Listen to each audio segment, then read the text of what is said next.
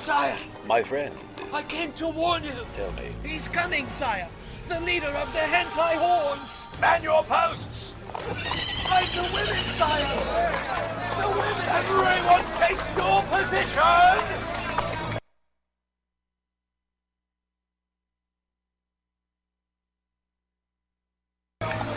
Women first! Find the women!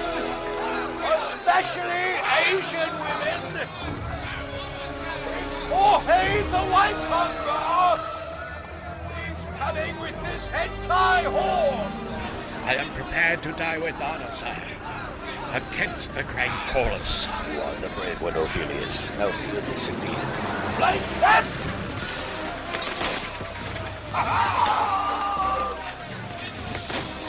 Take that, you filthy, uncircumcised animal! Baby killing homo! Why are you Captain Taffy? Breeder! Breeder! He's a breeder! The American pig!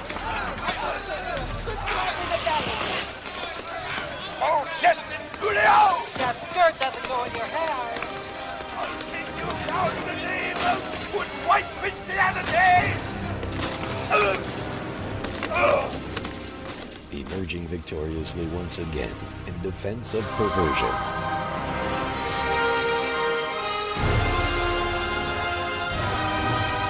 The leader of the hentai hordes, Jorge Rodriguez. It's Friday, you bastards. Can I help you, sir? Yes. Do you have a match? I need to light my shoelace. He's got a bomb in his shoe. When there's a bomb in my shoe and a melody in my heart, I get that tingly feeling when I blow the plane apart to show the world that my faith brings me closer to Allah. Your life is worth the taking, for my religion's the reason why. With a bomb on my feet, I'll put a wet spot on your seat. You'll find that I'm an Al-Qaeda crazy when there's a bomb in my shoe. Allah, Allah, Allah. What a wonderful way to die this way. Leave me alone. I'll bite you in the name of Allah. No. I want my attorney. Can I help you, sir? Yes. Do you have a match? I need to light my shoelace. WABC.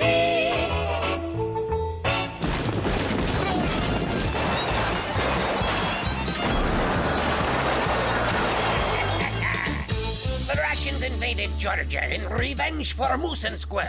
First Georgia, then New Jersey, next in our quest to rule the world. I'm afraid we have miscalculated the Dixie Bumpkin Pride. I've got Georgia on my mind as a gun points at my side.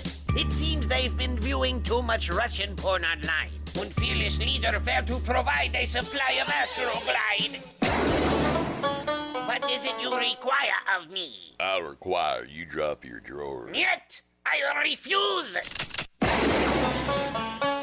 Very well. Bend over that stump and squeal like a commie pig. Now put this here wig on and call yourself Natasha. Bolshevik swine! Do it, boy. Yeah, I mean, girl. I have always relied on the kindness of strangers. You will pay for this. Squeeze!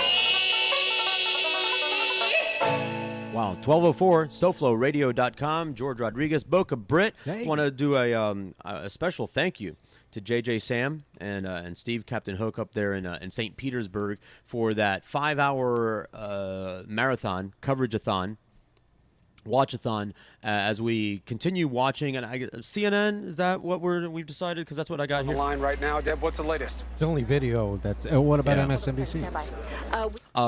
We you know, Why not MSNBC? And you're just going to get me started right away. Well, I sit here all day long on my little studio. There's all these things. Up until this thing happened, everybody was talking about what was going on in Congress with the gun bill and everything. We'll get into that at some point.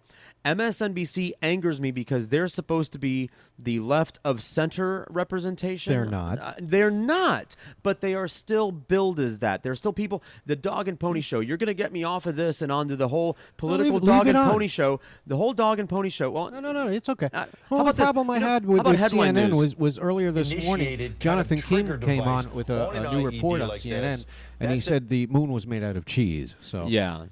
What about that? Says to me they were I don't know going about somewhere. You. Maybe By the way, to set this is there up a somewhere. hum? We don't know. There's a dynamo hum. Yeah. See. Little WD-40 there, or some fish oil. And it's got fish oil in it. You saw that Facebook posting? No.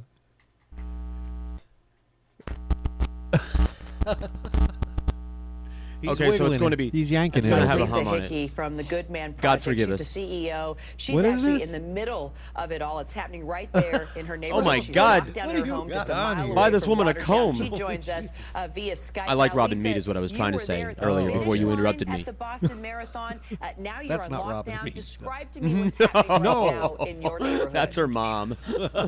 That's a bag lady. That's called Haggard. When I was at the Merle Haggard. finish line, my kids were all around in the crowd. so They anyway, were- Okay, this is Jonathan not King, news. he This no is longer, Suds posted, and Suds will not be here. He's stuck in Sarasota or something, or just stuck having a big breakfast. He'll be here at some Friday. He was a teaser.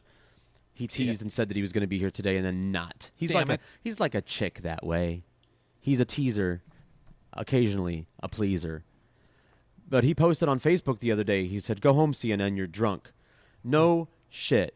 Jesus Christ, speculation and rumors and Fox News. Way to go, Brian Craig, by the way, posting that false rumor by Fox News, Fox News. You see, it's not a redneck, it's a Middle Easterner after all. Here's Bruce Silverman, normally Silverman on sports, to set the whole story straight, because he's not just bald. He doesn't just have a deep, ballsy voice.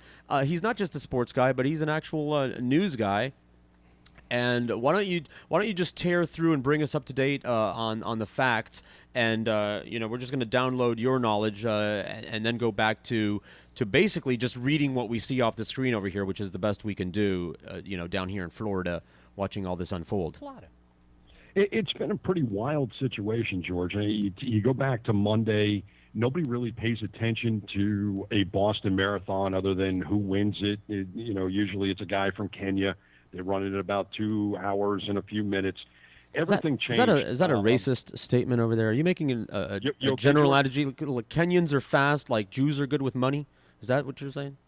No, I'm just saying that generally it's a Kenyan that actually wins these major marathons. There's 5 major worldwide marathons, and the Boston Marathon is one of those 5. You actually have to qualify for the Boston Marathon. You just can't sign up for it like you can to run one in Miami or Atlanta or Portland or anything like that. This is actually something you have to qualify for. So what happened is about 2:50 on Monday afternoon, about 4 hours and 9 minutes into the race, there was the first explosion on Boylston Street. And about 20 seconds later, there was another one about 100 yards earlier in the race. The finish line, about 20 to 25 feet away from the finish line, was where the first explosion took place. About 100 yards behind that is where the second one was. Again, that was at about 4:09 into the race. At that point, it is not going to affect the elite runners. The elite runners run in the first wave. They came out, finished anywhere from the 2-hour mark to about the 2:15, 2:30 mark. The people that were coming in at the 4:09 mark were your good runners, the ones that qualified, but ones that certainly weren't going to be in contention for the race. What we know right now, 3 dead and over 170 were injured in those 2 explosions.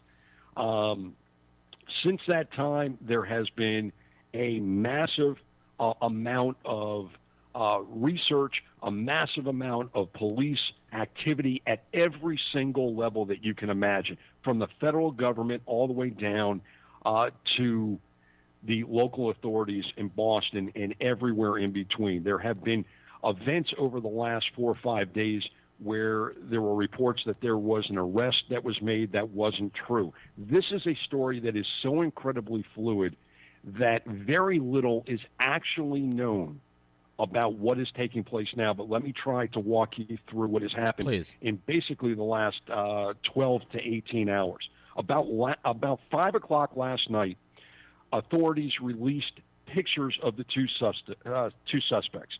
Suspect number 1 wearing a black baseball hat. Suspect number 2 wearing a white hat. We know now. I'm wearing a black baseball hat, by the way. Just back off. For suspect 3. Yeah, I'm wearing a black baseball cap, so just back off. Okay, fine. That's why we're not in the same studio right now, as I'm in the studios of Silverman on Sports. But this is what we know. 26-year-old suspect was wearing a black cap. They call him Suspect 1. Suspect 2, 19 years old, wearing a white cap. That was about 5 o'clock last night. They put out the pictures.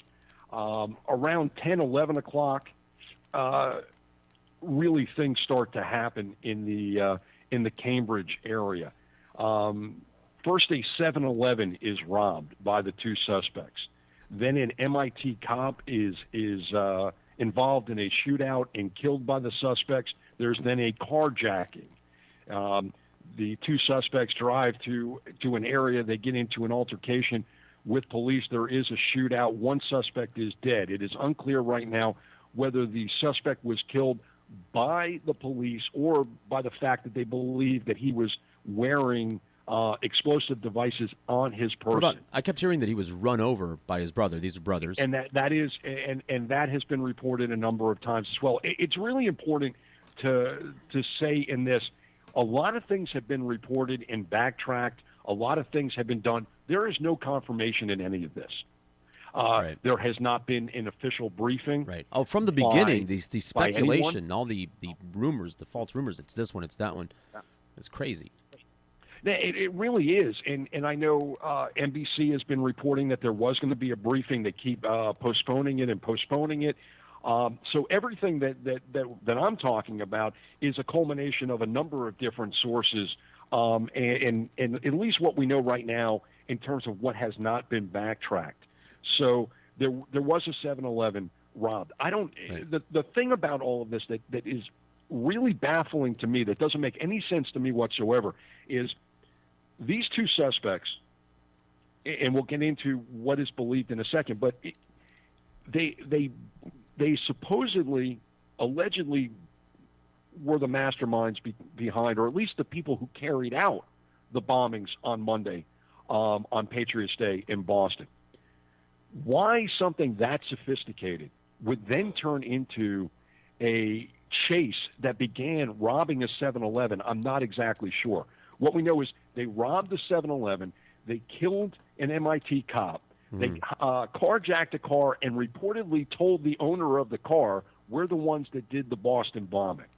But they didn't kill him, which is interesting because they've attempted to kill a number of people, but they took the car, didn't try to kill the driver. Right. A shootout took place. The 26-year-old was, in fact, reportedly killed. The 19-year-old brother then took possession of the car, drove away, and reportedly did drive over his brother. Believed to be, the 19-year-old is believed to be in Watertown right now. There's been an unbelievable amount of activity in Watertown for about the last 5 or 6 hours. And police have moved in. At one point, the bomb squad came in, seemed to have taken some devices and then left the scene. The number of different authorities on the scene in Watertown is extensive, and this is just probably a partial list. You got Boston Police, FBI, ATF, state police, SWAT, bomb squads, as well as unknown authorities on the scene. Earlier in the day, reporters were allowed to be relatively close to the situation. They have continued to be sent away from the area, probably at this point are well over a mile away from the central area where they believe the second suspect, the 19-year-old, is holed up in some way. Over 1 million people in the Boston area have been told to stay indoors, not to go out on the town. This is Boston proper, going into all of the small cities, like I said, centralized in Watertown. Right now, travel in and out of Logan Airport is very, very slim. The Boston Bruins canceled their skate-around this morning. They have a game scheduled with the Pittsburgh Penguins tonight at 7 o'clock. I believe that game will be postponed. The Boston Red Sox are at home, supposed to be taking on the Kansas City Royals at 7:10. I got to believe that's going to be postponed as well. Kerry Sanders of NBC, who we know very well down here in South Florida, used to work at WTVJ and now national reporter for them, has been on the scene the entire day, and he did report that he saw a body on the street in Watertown earlier, but doesn't know what the deal was on that, doesn't know how the body got there, doesn't know if it's a suspect, doesn't know any details other than what he is observing in all of this. There have been all kinds of reports that these two had military experience. That's kind of been tempered a little bit because a 19-year-old, and apparently both of these guys, both of these brothers, 19 years old and 26 years old, came to the United States in 2003. So it's kind of hard to believe that what country? Uzbekistan, Kurdistan, Chechnya. Was it no, Chechnya? Actually, that's the interesting part of this. There was an uncle, a Rusan Sarni, who was interviewed in Maryland, who is the... Here he is now. They keep showing it over and over again. And from those who left. In short, he said they were both punks and losers, and glad to see him. Exactly. But he also, the interesting thing is that it had been reported that they came from Chechnya. Right. And he's saying that is actually not true. So I think what's happening right now is you have a massive police presence throughout Boston, taking care of a lot of different things. You have it centralized in Watertown, but you also have a house that was stormed in Cambridge. 2 people are in custody. They don't know what that is about. They don't know if it's arrest or just for questioning. There were 2 other accomplices. They think that one was on a train to Connecticut. That train was stopped, searched, and then sent on its way. No report if anybody was taken off. There was someone else that they are actively trying to find. They're trying to piece together right now what is going on in Watertown. They're trying to piece together if these 2 individuals worked alone or if they are part of a larger cell of some kind. The president earlier in the week said that this is an act of terrorism. Right now they are trying to identify if it was part of an organized cell or if this was something that just happened organically in the area. Right now, we can speculate all day long, but at the end of the day, this story is going to change minute by minute, hour by hour, and it is going to be very, very interesting to see how this all plays out. It could end in 2 minutes, or it can end in 2 days. Sure. Well, we've been witness to this kind of thing before. Thank you, television and satellite and all that. Something breaks. It's like the OJ chase. You'd really, when something like this is going on, and as a sports guy, you might start taking bets right now. We should probably start the betting pool right now. I bet you they're not going to take him alive. First of all, there's my prediction. I hope they do. I agree with you. I hope they do as well. Of course, they need to be able to question this guy and find out the details behind this. If you think about September 11th, nobody really got out of that thing alive. And any of the major players, they were all killed on planes. Right. But what they were able to do was find some of the support players in South Florida and other areas to find out what roles they played, how long it had been planned, and to find out where the money was coming from and everything else. If they can get this 19-year-old alive, they might get a lot of answers. If not, it is going to take incredible police work, incredible detective work to find out how far-reaching this really was. There is speculation right now. One of the things that the authorities are doing is trying to figure out what the travel situation was with these two brothers. Were they traveling between here and areas close to Russia? Did they actually have training? Could it have been the 26-year-old who went, got training, and came back and trained his brother? On the Today Show this morning, they interviewed a number of people that went to high school with the 19-year-old, saying he was a nice guy, he was a quiet guy, he was well-liked, he was a wrestler. The older brother apparently was a boxer and a fairly good boxer. So what the authorities are doing right now at all different levels of police work is trying to profile who these two guys were, what kind of communication they had inside the United States, inside the Boston area, as well as what was going on worldwide. And they're going to try to get phone records. I know there was one conversation, and you know this just from watching any cop show, NCIS, on television. They want to get their hands on cell phone records. Right. They want to dump it. They want to know who they were calling, who they were in contact with. Right after the marathon in Boston, they shut cell service down in Boston because they were trying to pinpoint some things. I was supposed to have a guest on my show at the beginning of the show Monday night who ran in the marathon, finished, went up to her hotel room, took a shower, came out of the shower, looked out her window, looked down, and witnessed the first explosion going off, but was unable to get her on the show because there was no way to get in touch with her, no way for her to call into the show. This is a story that, just like 9/11, will be told over and over again, and little by little, more of the details will come out. George, if you remember, and Suds and is Boca there too? Yep. Okay. Guys, if you remember, right after 9/11, I would say within 12 to 24 hours, there was an unbelievable amount of police presence, federal presence in South Florida as soon as they identified where these guys were living and training. And it turned out they were living and training in Miramar. And they used to go to, and the place is no longer in business, but it was on Hollywood Boulevard right near the Circle, and they used to eat dinner there all the time. And what the police authorities are going to be doing now is finding out who these guys were associated with, what they were doing in the days and weeks leading up to this attack. Initially, they thought that this might have been a crude IED. Right. And it turns out it's not that case at all.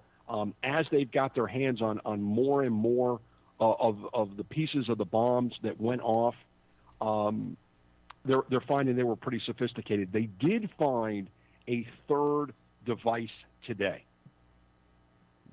Yeah. Yeah. Where? Outside of Boston proper. They haven't really identified it. It may have been on one of the suspects today, which might have been the reason why there was a lot of bomb squad activity around Waterton earlier, but they have not announced that. They also have not said what they found in the house in Cambridge, which it is believed might have been home base for the two suspects. It's, like I said, it's an incredibly fluid situation with very little answers and a tremendous amount of speculation. Police reports that they were throwing bombs outside of the hijacked cars they stole. They had pipe bombs. Yeah, well, apparently what had taken place was they got themselves a lot of attention, and that's the part of this story that I don't get. They went underground, apparently, after the bombings. And who knows if they were closing in on them or not. Yes, last night about 5 o'clock, they put out the pictures to try to get the public's help in finding them and identifying them. But if you want to stay hidden, the last thing you want to do is rob a 7-Eleven. Yeah. And that is, and when I woke up this morning and I started piecing together what had taken place overnight, that's the thing that struck me as the most bizarre part of this whole story. These guys were very careful to not bring a lot of attention to themselves in carrying the devices, putting the devices in place, and leaving. Yes, they were picked up on surveillance cameras. You know, God bless Lord and Taylor for sticking a camera outside of their place on Boylston Street. But, you know, the interesting thing about this is it appears that they either panicked or they got very, very sloppy. What that tells me is they were part of a bigger operation, and they were the mechanisms for carrying it out. And they may not have been trained well enough on how to get away as easily as they were able to come into the whole situation. No, you think, because you said trained, so you think that they're part of a larger outfit as opposed to, you know, individuals? Because it's certainly within the power of, you know, people keep talking about how sophisticated the explosives were. You know, okay, let's give him that, but was it so sophisticated that a couple of clever youths couldn't have figured out by themselves, or do you think that that's something that they were taught how to do? Because, you know, you and I, we're all pretty sophisticated over here to make that. Yeah, I mean, you can look up these bomb recipes online. The books have been out for years, you know, that whole anarchist cookbook and things. You can find out how to build a nuclear bomb online. You can search for that. And I'm sure Little Kim in North Korea knows all of those websites. Sure. He's got them bookmarked. Yeah, but if it was Al Qaeda, they would have been bragging about it by now. And that's Yes. part of what's interesting about this is I don't think, look, there are the big name terrorists like Al Qaeda and the ones that are well funded and well known and like to do big splashy things. It appears. And look, I'm just drawing on, 25, 30 years of reporting experience on this.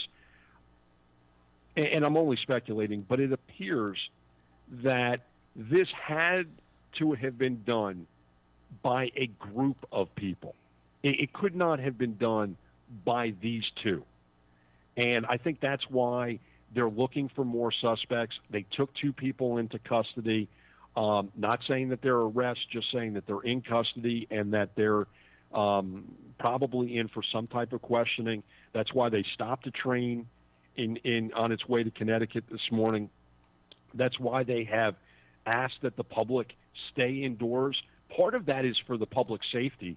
Part of that is if there is any kind of movement, it's a lot easier for them to track down a handful of people moving around the city than hundreds of thousands of people in a city like Boston. The concern in Watertown was that this guy is holding up someplace in a home, whether it is a house that he stormed when he was on the lam or a safe house that was already in the works. If he is like they reported his brother was, that he was wearing devices on his body. Yeah. If he gets into a firefight with the police, he could very easily, depending upon what's on him, it could be a lot more sophisticated and a lot more deadly than what happened on Monday. He could blow up a house, a city block, who knows what it is. Sure. And what also makes this situation really tense, and I think Suds asked the question, do you want him alive or dead? Well, if he decides he's got nothing to live for and he's completely surrounded and there's no way he's getting out of this thing alive, well, yeah. Depending upon what the motivation is on this, push a button and boom. Look, one of the interesting things is NBC this morning thought that they were going to do the majority of their show in West Texas because of that fertilizer plant blowing up. And when that thing blew up, it didn't just blow up the plant. It blew out pretty much the whole town. Right. And, I kind of semi-joked about how pissed Matt Lauer must be that he's sitting in West Texas and isn't a player in all of this. Right. But, if you think about it, that was the focus of their story is about a fertilizer plant blowing up, essentially an enormous, powerful bomb. Mm-hmm. And the deal in Boston and possibly in Watertown is they don't know what the deal is right now. They don't know what they're working with. They don't know how much explosives are on this guy. They don't know if he's alone. We do know that there was a number of handguns and long-range firearms that were on both of these guys, which brings up. Hang on a second. We got to press. We got. Since the bombings, 12 tweets. This is either a repeat or somebody. On Twitter page now saying, please turn yourself in. Wait a minute. Because they're setting up microphones like they're going to make a statement. It looks like they're getting ready. Chris Cuomo is here as well. It looks like they're getting ready for a little news conference over there with an update on what's going on. Maybe Deb Farrick has some more information. What are you picking up, Deb? Well, no, right now we can tell you that it looks like a young man is being arrested. It's not clear. This is definitely not the suspect. This is Deborah Farrick on the phone. The guy that they're looking for, but he's a young man. He's got a backpack, a red hat, red baseball cap. He's got his hands on his head right now, and a state police officer has his hand on the person's shoulder, the other hand on his firearm, and there's another state trooper who's also sort of standing guard. It could be just coincidental that this young guy was trying to walk towards an area that right now is being investigated. There's no, for example, wearing a backpack, but there's no sort of bomb squad. It just looks like this person was trying to get someplace where he shouldn't have been trying to get to, so they've stopped him, and right now he's just got his hands on his head, and he's just standing there with those two state police. Well, I don't know what she's seeing because they're not showing it on CNN, so it's a good thing that you're That's a pretty using it on dramatic radio. scene, Chris Cuomo, as we No, I just went over to that. I switched channels when I heard you guys were on CNN. They got that overhead view from a helicopter. They've been flying over the scene for quite a while now. You saw looked like they were setting up a makeshift press conference. Who knows what the deal is? I think that this thing is going to continue to go on and on.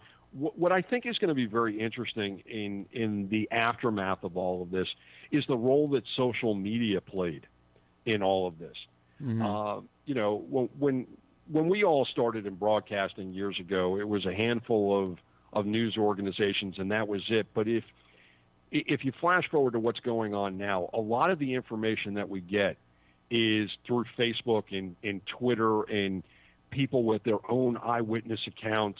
I was in communication with people in Boston today that were not only seeing the national news, but the local news was covering things that the national news wasn't touching. So I think that we have gotten to the point where social media is going to play such a large role, not just in the way that we as individuals gather our information, but as news organizations go forward in how they gather their information. Now, that's a double-edged sword, because part of that is there'll be some things that are going to come to light that wouldn't have come to light if it was just a reporter with a microphone. The other part of it is there'll be a lot of information that's not relative or is not reliable. Right. And I know it looks like the mayor is going to step up. Let's hear this. When you're done. Okay. Good afternoon, everyone. Just a couple of points we want to make. Myself, the mayor, Colonel Albin, and the chief of the Watertown Police Force, Chief DeVoe. We're not going to be able to take questions. I'm sorry. I know you have many. First of all, we all want to thank the members of the public who have respected our request to stay indoors. We know what an inconvenience it is in Watertown and in Cambridge in particular, but really throughout the areas that we've asked for this. But it's been enormously important and helpful to the many in law enforcement who are trying to do their job. And we thank all of you for helping to get that message out. The stay indoor request continues for the time being. That is unchanged. There are continuing developments in the investigation, which we will be able to talk about, not now, but later. But it is important that folks remain indoors and not open the door, keep the doors locked and not open the door unless there is a uniformed, identified law enforcement officer on the other side of it requesting to come inside. I think that's all I want to offer, Mr. Mayor. Thank you, Governor. Thank you all for being with us today. Thank you for your patience. First of all, I'm proud of the work that the public safety officials done. The state police, the Boston police, National Guard, the local. I'm really proud of the work they've done the last several days. And also the citizens of the communities that are affected. The shelter is working. Yeah, but wait a second. Don't let anybody into your apartment or home unless it's to be identified as a public safety. Talking to the mic. Where's your producer? And for the next few hours, we'll continue to Are you gather sure? information. That's the public safety's job. Our job is to make sure that the public safety is informed as best we can. We'll keep the And you thought our mics were bad. informed as we get the information. He's saying So be It patient, looks but, like, I know we I'm can't gonna hear say what the mayor is saying, but it we'll looks see like across this the- house we that's are got one city, some we're a city of do not community. cross tape We're a city that's that's on the not side service screen, the left side on CNN. We're continuing to And work hard. it appears that this might be the We're gonna get house through in this. Cambridge We're a strong city that as we move forward. that they Thank you got very much. into earlier today, and that was a place of interest. The reports were that it was a house that did not have anyone living in it, that it was an abandoned house. Wow. A lot of that was a very selective microphone. It only picks up background noise. Wow, look at that thing. What word did you say? Come on. Sound off. Folks, again, my name He's is got Timothy gas. Albin. I'm the Colonel Superintendent of the Massachusetts State Police. And I want to thank you for your patience. I know we said we'd be out here at 10:30, and we're obviously way behind, but it's indicative of the leads we continue to run down here. And things change. They change quickly, and sometimes we have to change direction. I want to begin by saying we are progressing through this neighborhood, going door to door, street to street. We're well over 60 or 70% of what we want to cover up there. We do not have any development to tell you in terms of that search up there. There has been no apprehension at this point. The second thing I want to talk about just briefly is this afternoon there will be a controlled explosion, if you will, by some of the explosive ordnance folks over in Cambridge. That's going to happen on Norfolk Street at a house that we have secured earlier today. It's done What out street? of an abundance of caution. Norfolk Street. It's done for the safety of the law enforcement officials that are over there before they proceed with a search of that premises. So that will be happening this afternoon as well. Our plan at this point is we are going to continue with following up in that neighborhood. We've got several other new leads that just developed within the last few minutes, and we're working on that. And I will be back here, I hope, within an hour or slightly above that to give you the next briefing. Should we have any development between now and then, I'll be back even sooner. So I want to turn it over to Chief DeVoe, please, from Watertown. So thank you, Colonel. I want to thank the media for getting the word out. There's been a lot of heroic actions as you hear about the next few days. What happened last night and early this morning, and all over the last couple of days, as everybody knows. But I also want to speak to the Watertown community. You've done great. We've done everything we've asked. But we need some more time. We have to stay in your homes, stay in place. As the Colonel said, we still have some work to do. Even after we clear the area, there's a major crime scene down there that's going to take some time. But I've been assured to all the gentlemen behind me that they're not going to leave until the town is safe. So it may go today, tomorrow, and over the weekend before we have that whole crime scene under control. But the Watertown community has always stood strong, and I've asked them to do that this morning, and they've done terrific, and I want to thank them. Thank you. Thank you, folks. Thank you. Boy, I don't envy their microphone. Look at all those microphones they have over there, and they all suck. They all said thank you. And, You're welcome. So okay, there you go. That was the update. Continue, Bruce. You know, I listened to that press conference, and they didn't say much of anything. I'm not even sure why they had it, because the police chief said that they were about 60 or 70% into their search. If that's the case, and again, if this 19-year-old suspect is in a home that was set up as a safe home, one of the things that he's probably doing is watching everything unfold on television. It's not like, every station in the world isn't covering this in some form or another. Having a press conference that might update him on what's going on seemed kind of strange to me. The other observation I had is we're both watching it on CNN right now, and above the CNN logo, they have a picture of the 19-year-old suspect, which looks like he's probably 18, 19 years old in the picture. He's staring straight ahead. To me, that looks like a mugshot. It looks like that came from something. Yeah. It didn't come from a. I don't know. I don't think could that be a came yearbook from picture. his high school yearbook. It could be a visa. Yeah, it could be. It very well could be. But nobody. I saw that picture earlier. I think it was on Facebook. Somebody had posted it out of one of the news organizations in Boston, and it just struck me as kind of odd that they had that type of picture to put up. It's the same way that the kid in Newtown, after he had killed 26 people, they had a picture up of him looking straight into the camera. It's always bizarre to me that they have these types of pictures. But what was also interesting, beyond the fact that they really had nothing to say, was that they put up a graphic right before they ended that press conference that kind of outlined the timeline and how the movements of the suspects went. They started in Cambridge around the 7-Eleven. The officer was shot a little farther south, not too far away. It looked like they then traveled on foot back towards Boston proper, back towards where the explosions took place on Monday.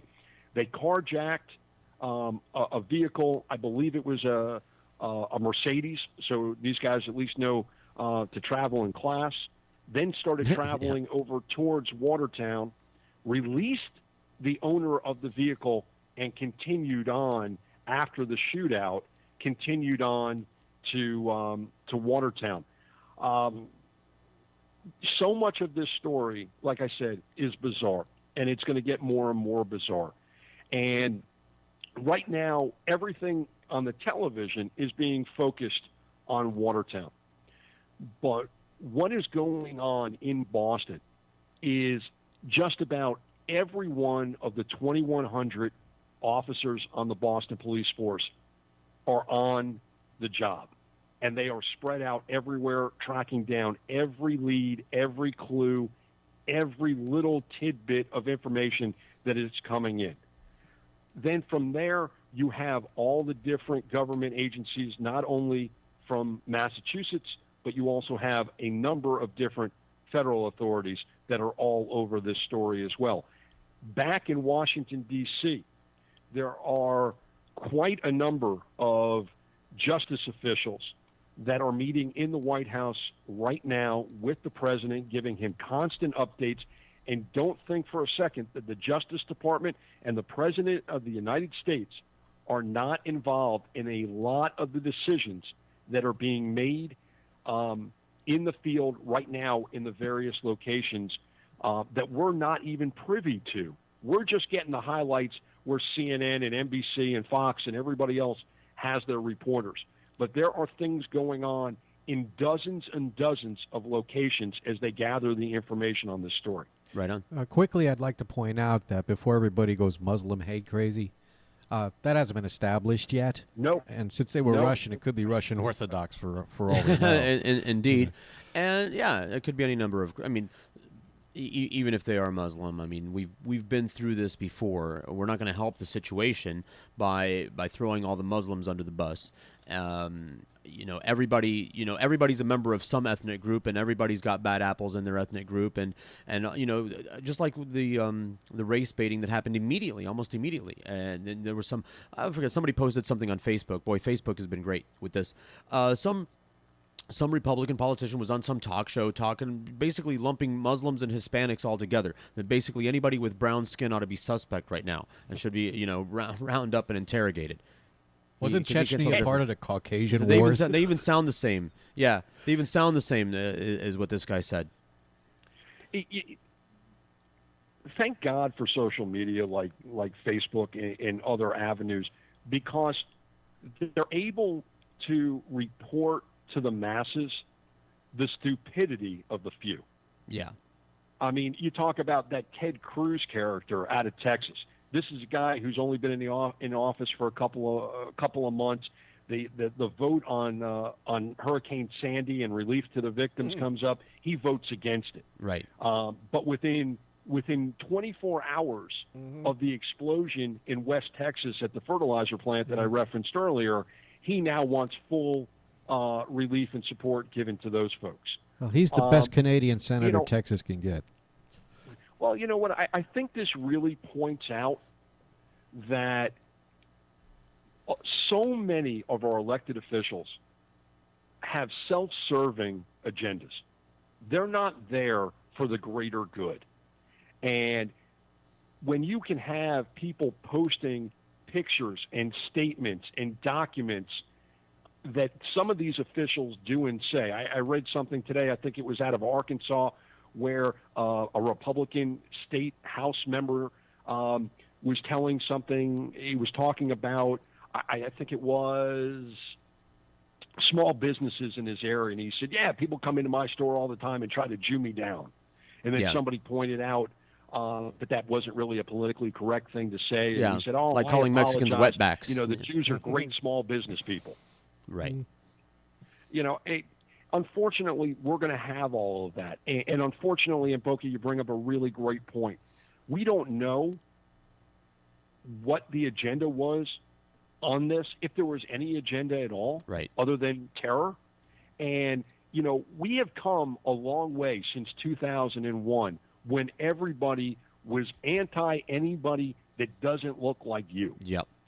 And I would hate to see that type of tension that we had in this country in 2001 be thrown completely out of whack because it turns out that these guys were part of some type of cell that had something to do with some type of religion. Sure. I mean, it's a likely explanation. Maybe it's even the correct explanation. But if you're jumping to that conclusion right away, then that's a very bigoted thing to do. Well, and not only that, it's just an ignorant thing to do. Sure. And for an elected official to throw the fuel on the fire, there's enough going on right now. There are enough people that are scared. I mean, let's think about this story from the peripheral. Over 1 million people are told to stay in their homes. If you are a young kid, elementary, middle school, and you are told you don't have to go to school today, you're thrilled about that. Sure. But then your next question is, Mommy, why am I going to school today? Or, you know, people that were supposed to go to the hospital or the doctor for procedures, and all of those things have been shut down. You know, how do you explain to little kids that this is what's going on and this is the concern? I mean, I have an 11-year-old. I have a 15-year-old. The information that they got was very different. My 11-year-old was watching it this morning. My 15-year-old was watching it before he went to school this morning. Mm-hmm. My 11-year-old, he just knows that there was an update during the evening. This story affects so many things. You know, look, I do sports on SoFloRadio.com. And I do my show Monday nights from 7 to 9. But the world is affected. You know, right now, we don't know if the Royals and the Red Sox are going to play at 7 o'clock tonight. My guess is there's no way in the world they are. No, it was all canceled. The Bruins and the Penguins are supposed to play at 7:10 at the Garden. That's not going to happen tonight. But life has completely shut down throughout the entire Boston area. I mean, if you think about it, life was going on in other parts of New York City after 2011. This is an area much, much larger than Manhattan that has basically been sequestered because of a manhunt for one individual. That is an unbelievable situation. I can't remember anything like that. And if you think about the coordination of all of the different police authorities that are involved in this, this is one of the most impressive displays of cooperation. And we all know that there's probably a lot of BS going on behind the scenes and power plays. But for the most part, this is one of the most coordinated police activities we may ever see in our lifetime. Right. I've never been to Boston, but we were doing the other sports show, John Etch and the Sports Heads, here last night, and one of the co-hosts of that show is from Boston, so he was wearing all of his Boston gear and representing. And he explained that the layout of the city is such that when he explained it, an old town that kept growing, that they really weren't prepared for how big Boston was going to be. So it's very difficult to get in and out of the center of Boston. It's very slow work. So it's with traffic and cars and with people, it's very clusterfucky, if you will, towards the center of it. That kind of contributes to this situation. And in other words, he could be anywhere. It's quite it's a densely packed area that we're talking about over here, as opposed to something like where we are, which is all sprawled out. No, there's no doubt. And also, Boston was started hundreds of years before South Florida. South Florida is just one big grid. We started in the 50s. You could put a helicopter above and pretty much be able to pinpoint. Boston has side streets and back alleys and waterways. Narrow streets, right. Yeah, I mean, it's so much more difficult. Not to mention, one of the things that made this particular situation that started last evening was the fact that it happened in pitch blackness.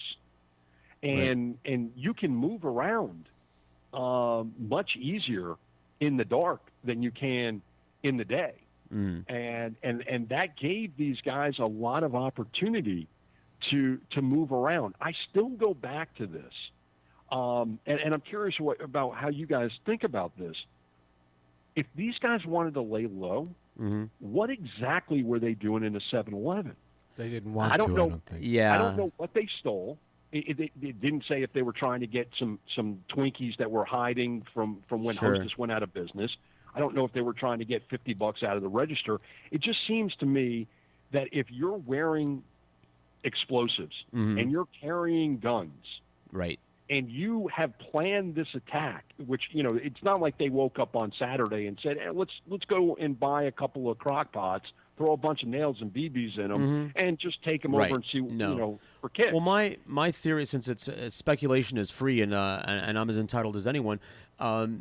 Here's my theory. The older brother was the mastermind and the driving force behind this operation. It was his plan, and it was his plan to go out in a blaze of glory, all 7-Eleven robbing and cop shooting and everything. And when he met with his demise, the younger brother, who didn't have the same drive or the balls, lost his courage and is running and hiding right now without his older brother to call the shots and bark the orders to the younger brother. The younger brother, just basically doesn't want to die and wants to get away at this point.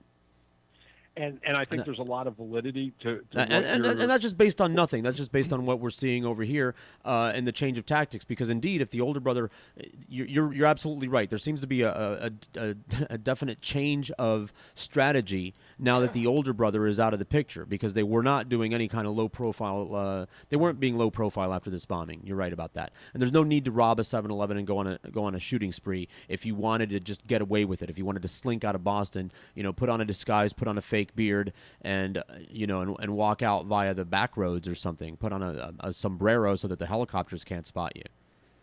Well, and not only that, if you want to go, if let's say for instance, they wanted to become martyrs, and they wanted to be killed by, they would have blown themselves up already if they wanted to become martyrs. I mean, that's how it's done over there, and people don't understand the culture of martyrism, which is an Eastern thing, not necessarily a Middle Eastern thing. Like the Japanese with their suicide, and the Buddhist monks that would set themselves on fire to protest the war. There's an Eastern thing to making a point by killing yourself, in order to do so. And if that's what these guys weren't suicide bombers, because they would have blown themselves up right there on the spot. Okay. This was done as some kind of statement, and the more I start thinking about it, I do believe that they were part of some type of organization. Now, that organization could have been 3 people, it could have been 5 people, it could have been 10 people. For all we know, it could go all the way to some of the Russian republics. We don't know, and we probably won't know for a while. But they were trying to make some kind of statement. Whether it was we just want to terrorize in the United States, or there's a larger statement. What is interesting about this is that after it was executed, after they carried it out, there were no statements. There were no attention. There was no attention brought to what was done by the perpetrators. That's why I don't think it was a group. Right.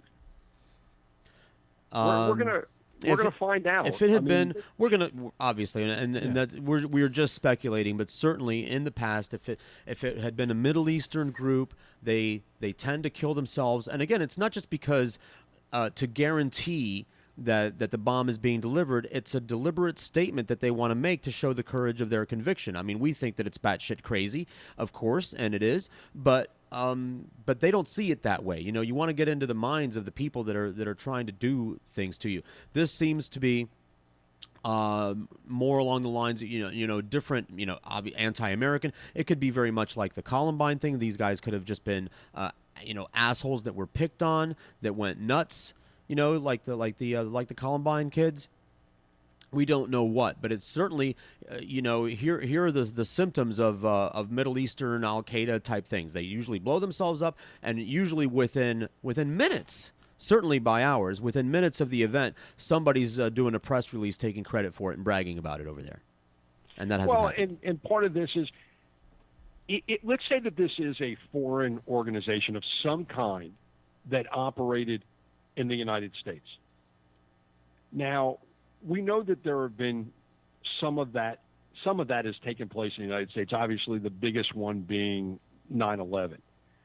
But this may not be a very sophisticated group. This may be a very small group that is looking to do something like this so that later on they can recruit and be bigger and bigger. And they might just not be as smart or as sophisticated. The uncle called these two guys losers. So, this isn't Al Qaeda. We know that it's not Al Qaeda, and it may not be guys that are as sophisticated or as financed or as organized as Al Qaeda. It might have just been a couple of guys that decided they wanted to become terrorists, and they were going to make a statement. And whether they lived or died, their organization, they believed, was going to grow bigger and bigger because of their actions. We don't know. Bruce, thank you for your analysis and coverage of this, because it's a pleasure, and let me tell you why. During 9/11, what George especially George and I went through, dealing with sports guys and all the people, they were laughing at us for trying to break away from the regular sports coverage to talk about the fact that we were being attacked by jumbo jets. They didn't want to talk about it. Joe Costello had to grab Greg Reed by his Armani lapels and shake him to get him to tell the guys to break away. And the quote from the sports department, and I don't know exactly who it was in that room, is, well, what are we going to say about it? What are we going to do? Talk about a cop-out. Meanwhile, it's on the overheads on the screens in the studio. They saw what was going on. Yeah. And they talked about the hurricanes instead. Well, and I appreciate that, guys. I really do. Look, I'm a sports guy by nature, but I am a hard news guy to the core. And I think we that's like why hard news. What's that? We're big fans of hard news here on SoFlo Radio. Well, I realize that, but the visual of that is kind of disturbing. Well, you're a hard. When you said you were a hard news guy, I'm trying to get that out of my mind over here. Now, here's a sports question. No, but the sports show that I try to do is not one that you'll typically hear on the radio. Most people want to call in and talk about the problem at right guard with the Miami Hurricanes or the Miami Dolphins, and I don't want to talk about that. I want to talk about stories. I want to talk about things that really, really matter. Look, I have been one of the few journalists throughout the nation that will take on homosexuality in sports, and we did a show on February 11th. In which we blew out all the commercials. We had 5 guests, and we talked about homosexuality in sports. And the very next day, I wrote a column that was picked up by a number of different publications, including The Advocate, where I wrote and asked who homosexuality in sports, who's going to be the gay Jackie Robinson. You go back to what took place with Joe Paterno and Jerry Sandusky and all the work that I did on that, and the in-depth stories that I did. And one of the most memorable ones for me was the night that we tackled the Jerry Sandusky story from a standpoint of the sports angle, the university angle, and then also from the sexual angle and what was in the mind of Jerry Sandusky. And we also did it from the legal standpoint. You don't hear radio like that, with few exceptions. And to be able to do it on SoFlo Radio makes me very proud, And I appreciate the fact that SoFlo is the type of station that we can all do different types of broadcasting on. That's right. To entertain. And then when unfortunate stories like this take place, we can come together and do it the right way, where we're not afraid to break away from normal programming and talk about things that normally the station wouldn't do. And I think it just shows what the evolution of SoFlo Radio is. I think it shows what the future is going to be. And I think it shows that we are doing the type of radio that was done 20 and 30 years ago. Sure. Well, I patterned this originally. Really Originally, after, because I learned about talk radio, or at least I learned what talk radio could be when I was at WIOD. And it was very dynamic, and all of the shows were different, and there were still conflicts with management. I tried to improve upon that model, but the original idea is that we would have a dynamic radio station hosted by local people so that we would maintain a local perspective, not just local talk, but just this is just where the shows originate from. We have that commonality that's the perspective of South Floridians. Whatever is going on, we can comment on something that's going on the other side of the world, because everybody has something to say about everything. One of our many slogans is, we're not just about South Florida, we're just from South Florida. That's our only real commonality. And WIOD was very dynamic and would change, especially during Hurricane Andrew, where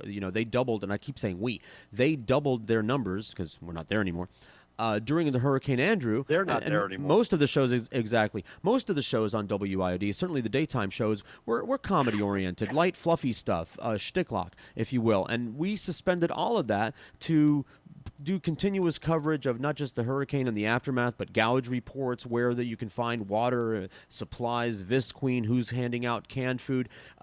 We packed the conference room with family members volunteering to man phones. People were running up and down the halls, sharing information with the people that were on the air. And that's the kind of thing, exactly the kind of concept that I had for this place when we started. But also, in building upon that, this is a forum for the host, where management isn't going to interfere with what you want to talk about. Because certainly on a conventional sports station, the controversial subject that you were just talking about over there, management might want to weigh in on that, Bruce Silverman. Management might want to say, I don't know if that's the position the station wants to take on this particular issue, just for example. And you're not going to find any of that here. It's your time to do with what you want. If you want to pour gas on yourself and set yourself on fire in protest of the Vietnam War, we'll certainly promote that.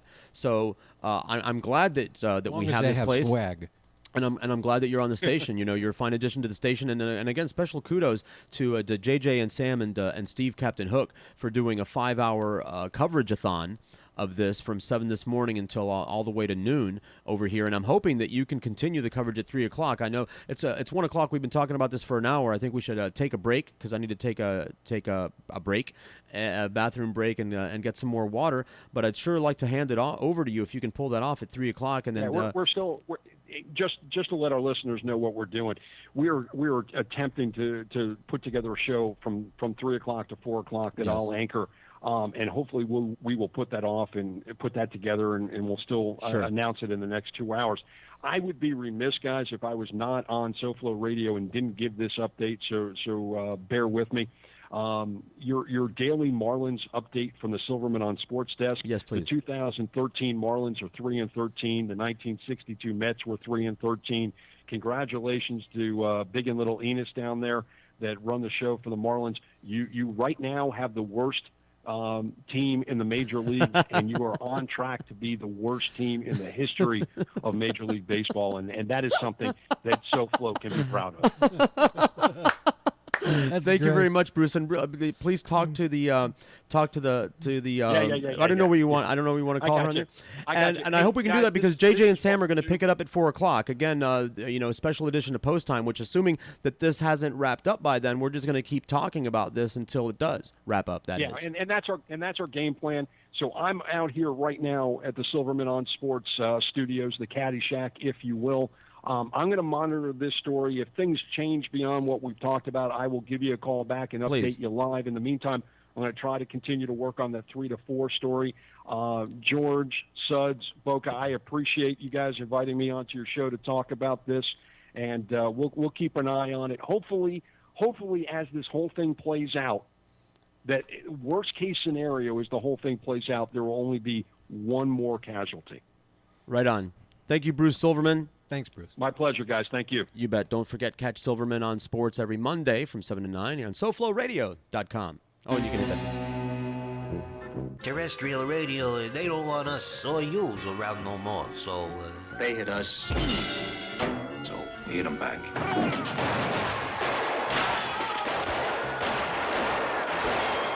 SoFloRadio.com.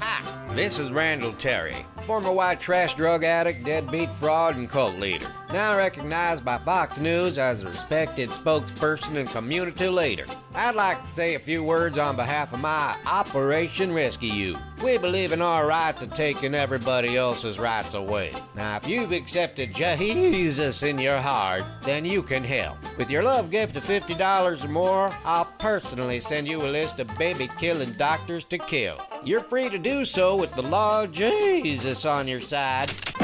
Liberals annoying you with reason? Kill them. Someone not quite white and right? Kill them. Hell, if anyone at all ain't a miserable loser like me or you, all you got to do is kill them. And do the work of the Lord once you have accepted Jesus in your heart. The Nicole Sandler Show, weekday mornings at 10 on the South Florida Radio Network. CBC5 is the executive liaison for all your building compliance needs. Serving South Florida from the Palm Beaches to Key West, CBC5 delivers 5-star service that brings What's this ABC, BDQ, whatever? CBC5. It stands for Complete Building Compliance. Oh, I ain't building nothing, so what can they do for me? Well, they do more than plan review and permitting. They help the little guy cut through red tape. I got duct tape holding together my carport. Well, CBC5 can help. Let them deal with bureaucrats. They helped George Rodriguez solve a sewer lateral problem, and they saved him a ton of money and hassles. By City Hall, who can do that? CBC5 can do that. Now, if you'll excuse me, I have a commercial to finish. Contact Shoddy the Hottie at CBC5 786-255-3851 or log on to cbc5.net. That's cbc5.net. SoFloRadio.com. Give us a call at 954-99-00036. Mobile users call 954-990-0036. Skype name SoFlo Radio. Tonight, Fox News presents an expose on the Chicago-based radical group of gay meteorologists in the early 1970s, known as the Weather Underground. Hail, sisters. Check out my high-pressure ridge south of my border. Oh, ain't that the perfect storm? It's raining men. We're doing fine now on Cloud 9. And thieves to a light shot. What do you mean by that? Huh? Ain't no thieves in Chicago. I know, honey, but I hear other weathermen say it. What's that mean anyway? I don't know, honey. Light shot hooey and Hong Kong fooey. It's raining men. Discover the truth behind Barack Hussein Obama's involvement with the Weather Underground. Gay weathermen who go underground. Who's that kid you were telling me about? Oh, that little sweetie with the silly name. Barack O'Reilly or something. Ain't he too young to be playing with the pointer? Oh, nothing like that, sugar. He just wants me to teach him how to write backwards. Who knows? He may grow up to be president someday. Yeah, right. The Weather Underground, or Underground Weather, exposed. Only on fairly unbalanced Fox News. The Big Eight Golden 77 WABC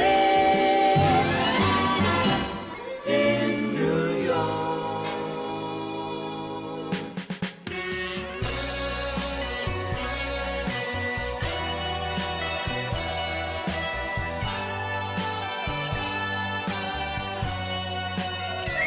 Hold your knees and clench your teeth in fright. We're invaded by the moon and night. We are Moonanites. Superman might save the day. Silver Surfer, he's too gay. What's being town, that filthy city, gonna do? Get the tick and Futurama's fry to protect us from the moon and night. We are the Moonanites. We've got aliens at large with names like Bart and Marge. We're being conquered by cartoons. Beantown's got problems, mental problems, must overcome their fear of cartoons. You can defend us with the help of Roger the Alien and Underdog.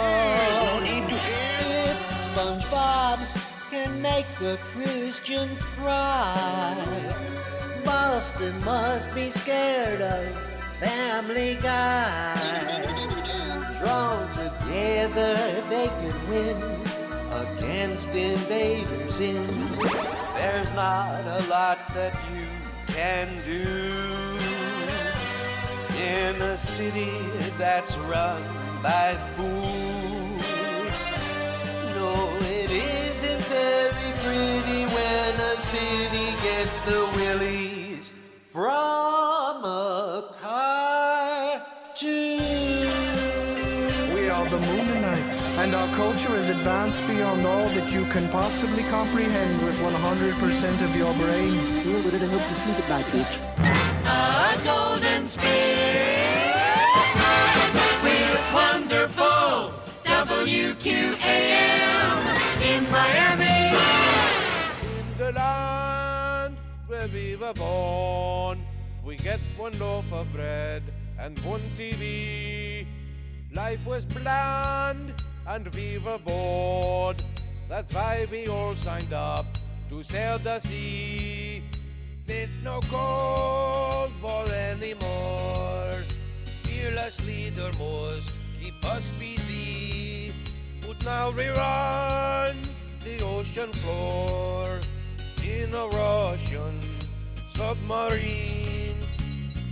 We all died in the Russian submarine. Russian submarine. Russian submarine. We all died in the Russian submarine.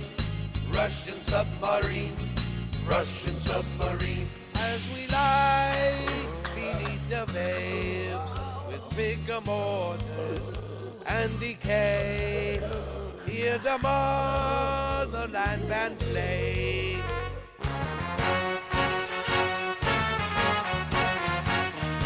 We all died in the Russian submarine. Russian submarine. Russian submarine. We all died in the Russian submarine. Russian submarine. Russian submarine. Run silent, run deep. We are losing power, Captain. Look there, we have to Yet, not yet. Try again. They're not working, Captain. Boost be sabotaged by Moose and Square. There is nothing more that we can do. As our comrades, all turn blue. Without oxygen to breathe. We can't breathe. In a Russian submarine. We all died in a Russian submarine. Russian submarine. Russian submarine. We all died in a Russian submarine. Russian submarine. Russian submarine. You're an insensitive prick, Boca Brit. You're a chick with an insensitive prick. I mean, at least that's the story that I heard. I'll accept that. Oh, that every time I meet a Russian, I have to play the Russian submarine thing. We're very technologically advanced here in the SoFlo Radio studios. I have clouded us 3 different ways, as you know. So now from my phone, I can access any computer file that's on that hard drive that you have right there. So I can play bits from my phone wherever I'm at, and I really like to regale the Russians with that. Before this went on, I had what was it, like 3 weeks a month since we've done a show, so I always have a backlog of notes and things to talk about. But I want to put this to the top of the list right away because I've forgotten how unctuous, to quote Uncle Neil, I forgot how angry this woman makes me in very short order. And she makes me angry because of her level of anger and melodrama and effectiveness. And that is Jane Velez Mitchell, the shrillest human being on the planet. She's not familiar.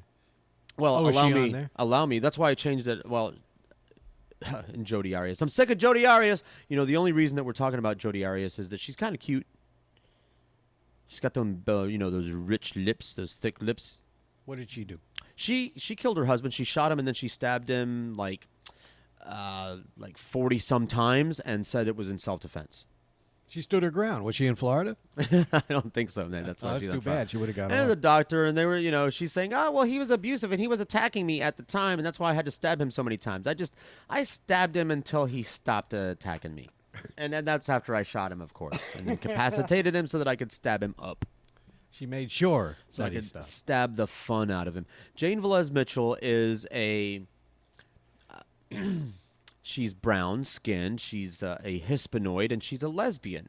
And her big issue, before we get into her delivery, her big thing that for all I know, she has her own show. And the wife, remember back when I was living at home, I would talk about how my wife puts shows on just deliberately to aggravate me, like Greta Von Susteren, and she likes a lot Criminal of courtroom stuff, Minds. and Lisa Bloom, and just every obnoxious person that's on your TV, the wife likes to put it on. Thank goodness that she's left of center, or she'd be putting it on Rush Limbaugh and Bill O'Reilly just to piss me off, just on the long list of things that she would do to piss me off on purpose, to drive me out of the house, apparently. She finally figured out what works.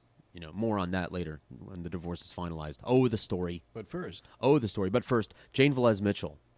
This woman, her big beef, her big agenda is that men are horrible, and the only thing that she cares about in the world, at least to hear her talk, the only thing that she cares about is violence against women committed by men.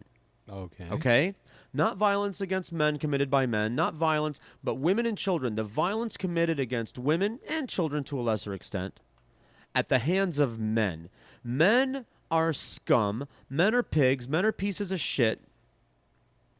And that's the only thing that is happening in the world. And that is the only thing that's wrong with the world, according to Jane Velez Mitchell, to hear her talk, because it's the only thing that she gets excited about. And she flaps her arm and screeches and spittle goes flying out of her mouth when it comes to the violence that women endure at the hands of men, which is horrible and wrong. And certainly, as the father of 2 female children, as the foster father of another child, another female child, and as the uncle of 7 nieces, I am also very concerned with women becoming victims of violence at the hands of men, women, out-of-control robots, alien invaders, rabid grizzly bears, natural disasters, lightning, asteroid impact, or whatever the fuck, Jane.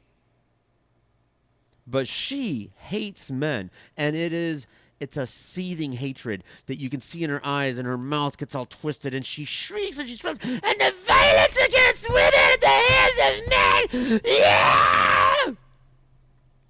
Your performance, Jane Velez Mitchell, you're taking a man who would stand in between a rabid grizzly and any random woman, or even Boca as a random woman, and I would stand and defend any lady against the onslaught of a rabid grizzly bear. But your behavior makes me hate you and women who talk like you, Jane Velez Mitchell. Your behavior makes me want to pick you up and throw you into a rabid grizzly bear. Your behavior makes men hate women. Do you understand that, bitch? Your behavior is not helping the agenda that you claim to have, which is a common theme. Maybe we'll make that the theme of the show. People who produce the opposite of their goal by their behavior or by their tactics. People who have an agenda or a proclaimed agenda. People who have a goal or a desire or a wish, and then through their speech and through their actions actually accomplish the opposite of what they're trying to accomplish. We could go on and on with examples like that. I put it on here so that you could see Jane Velez Mitchell, but obviously they're done screeching. And they're done doing the continuous coverage of the Boston thing. CNN is now showing commercials, so obviously there's a lull in the action. And that, as Charles Nelson Riley would say. And I just want to point out to the audience real quick that the Boca Show will not be on this week. It'll be a rerun because Stuff's on vacation. So to all three of my listeners, I'm here now. Yeah. I don't understand that. So if Duff goes on vacation, There's you no go on one to load. vacation? Is that There's no one to load. He takes his load and goes on vacation. It's all part of the modern world of radio broadcasting. I can't come up. I can't get the. One moment, please. When Duff goes on vacation, Boca goes on vacation. Not a coincidence that that's the Dragnet drop over there. Oh, that bit coming up, Dragnets. So fuck you, Jane Velez Mitchell, for generating the opposite sentiment that you want to generate. Stop, and because this, like the National Organization for Women, and I go all the way back to that. And I'm as pro woman as a guy can get. I'm totally pro women's rights, big time, as a guy can get. But when I hear women being sexist, or at least sounding like they're sexist, when I hear women painting all men and mankind with the same broad brush, with the broad brush, you look like you've been painted with a broad brush. Why, I'm a broad. So it hurts my feelings, Jane. You're hurting my feelings because you know men are also victims of crime. Men become victimized also by men and women. You know, here we got the Jodi Arias case. Sometimes, and I know that it's very disproportional, but it just so happens occasionally that a man is a victim of a woman and also, a violent victim of a woman. But your attitude, you act like it'll never happen. You act like that's not a non-issue. Seems she's bitter about something. She's a lesbian, and that's great, and that's fine. We agree. See, I agree with all the lesbians. Penises are yucky, and vaginas are awesome. So we agree. We got nothing to argue about, Jane Velez Mitchell. But your attitude towards men is a huge turnoff. My feelings are hurt by it, and you're not doing yourself or women or women's groups or women's issues, you're not doing them a favor with your shrill, shrieking, nasty, anti-man. I can't say misogyn. Wait. I can't say misanthropic. What do you? Very good. She's misanthrope. Yeah, because I've always disagreed because with that means mankind. Misogynist, because it's confusing. Yeah, I know. Yeah. Yeah, I would like a nice massage. It just makes more sense. It's a logical way. Let me massage your ego. Well, I'm a certified misogynist. In fact, there's a whorehouse I pass on Atlantic Boulevard where it says massages and facials.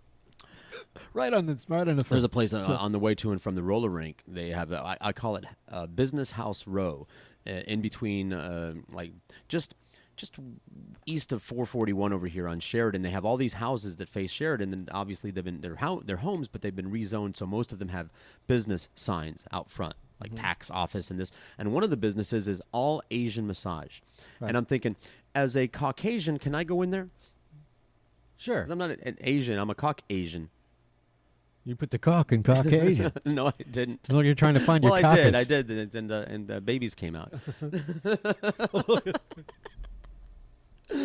So, speaking of generating the opposite of what you want to do. Blossom. Remember, like the last time that Suds was here, I laid out what I thought, and I got a lot of compliments. I got some emails and some Facebook messages and even some texts from people that like my approach to the gun problem in America, because I believe, and I only have history to cite, that prohibition policies produce the opposite effect of what you're trying to do. When it comes to, for example, the prohibition of alcohol did not eliminate alcohol from our society. It only enriched the men willing to provide the alcohol, despite with the law. The war on drugs. Look at how successful that has been. Yeah. We as an American people want to eliminate or reduce the amount of drug use and consumption in our society. So we passed laws against it, and as you can see, there's nobody's using drugs anymore. Nobody's buying, selling, or using drugs anymore as a result of it. So your phone has a drop of Redsin? You're welcome. It's Ryzen. That's it's Ryzen. A drop of Ryzen? That's right. It's Pisen, called Ryzen. From the makers of AIDS Diet Candy. By the way, I want to be reactionary because anytime that there's gun violence to the degree that it makes the news, the people that are afraid of guns want to increase gun control legislation and or eliminate guns from our society in order to prevent that kind of tragedy from happening again, right? Like Columbine, right? This is the normal American reaction. There's a shooting. There's a mass shooting. Somebody with gun or guns shoots plural people. The answer is we need to control the guns. We need to take the guns away from people. We need to eliminate guns from our society so that this won't happen again. To that end, I submit that since Tim McVeigh used motor oil and fertilizer to blow up the Oklahoma City building, that we make fertilizer illegal right away. Because look at the West Texas. Look what happened, a fertilizer plant. I have been campaigning against fertilizer for years. Ever since the Oklahoma City bombings, I have been staging a one-man campaign to make fertilizer illegal in the United States of America, and no one would listen to me. And see this here? See this? A whole town kablooey because of fertilizer, and no one wants to listen to me. And now, because my mother, and this is, I shit you not, my mother exploded a pressure cooker. This happened. Of course, my mother also exploded 5 eggs in the microwave on non-consecutive occasions. My mother would argue physics with me. She would put an egg in the microwave, and it would blow up. Do we have an explosion sound effect? Because I can't find it over here. That's not it. It's a different kind of explosion. I don't have an explosion sound effect over here. I have exploding balls. Where is it? I'm still surfing my way through the... You're going down. The explosion will be of extraordinary magnitude. That's it. But where's the kaboom, the earth-shattering kaboom explosion? It's GAN. Oh, no. Here it is. Here's a good one. Oh. What's that called? Bomb and debris. Oh, no wonder I can't find it. I might have that in here. Bomb and debris. There's bomb in my shoe. There's bomb their ass. Car bomb with voiceover sound effects. What? I gotta hear that.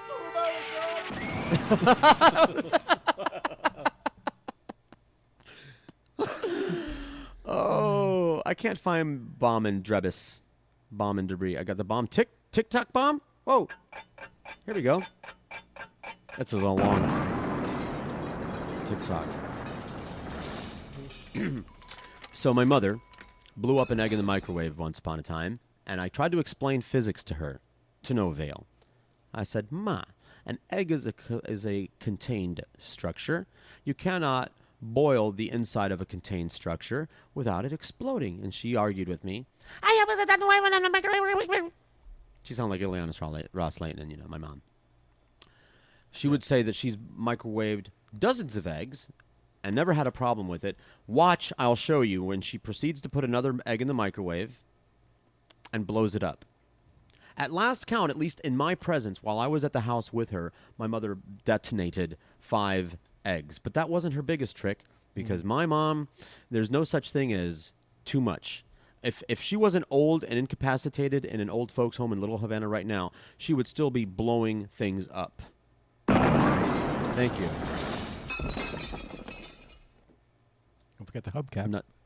Where'd it go? Wait for it. Oh, wait. Where's the little jingle? I thought that was the one with I thought that one. Maybe one not. more time. Let's try it. Should be a hubcap. Oh, it's gone. It's gone. Well, we got to get a new one there. That's I got it. It's not good without the little tinkle at the end there. So anyway, my mother was cooking black beans, as Cubans are wont to do. And she overloaded the pressure cooker. She's using a pressure cooker. I don't know about you, but I enjoy the soothing sounds of the pressure cooker. Yeah. Never used one. So she overloaded it. Oh, man, for like pot roast or something. If you want some like tender meat. Yeah, pot roast. Brisket? Oh, like yeah. Brisket Oh, my God. Because the whole concept behind the pressure cooker, it isn't a big deal, those of us who are close to sea level right here, but water's boiling point is affected by what level you're at. So at low pressure areas, like if you go to Denver, the water boils at a much lower temperature. It needs to get to a certain heat level to cook things properly. And some food, so the pressure cooker because the contents are under pressure, it gets much hotter on the inside than you can get it just by allowing it to boil. And there's no release for it? There is. There are 2 releases for it. Actually. For that little sound that you hear. You've been in the presence of one?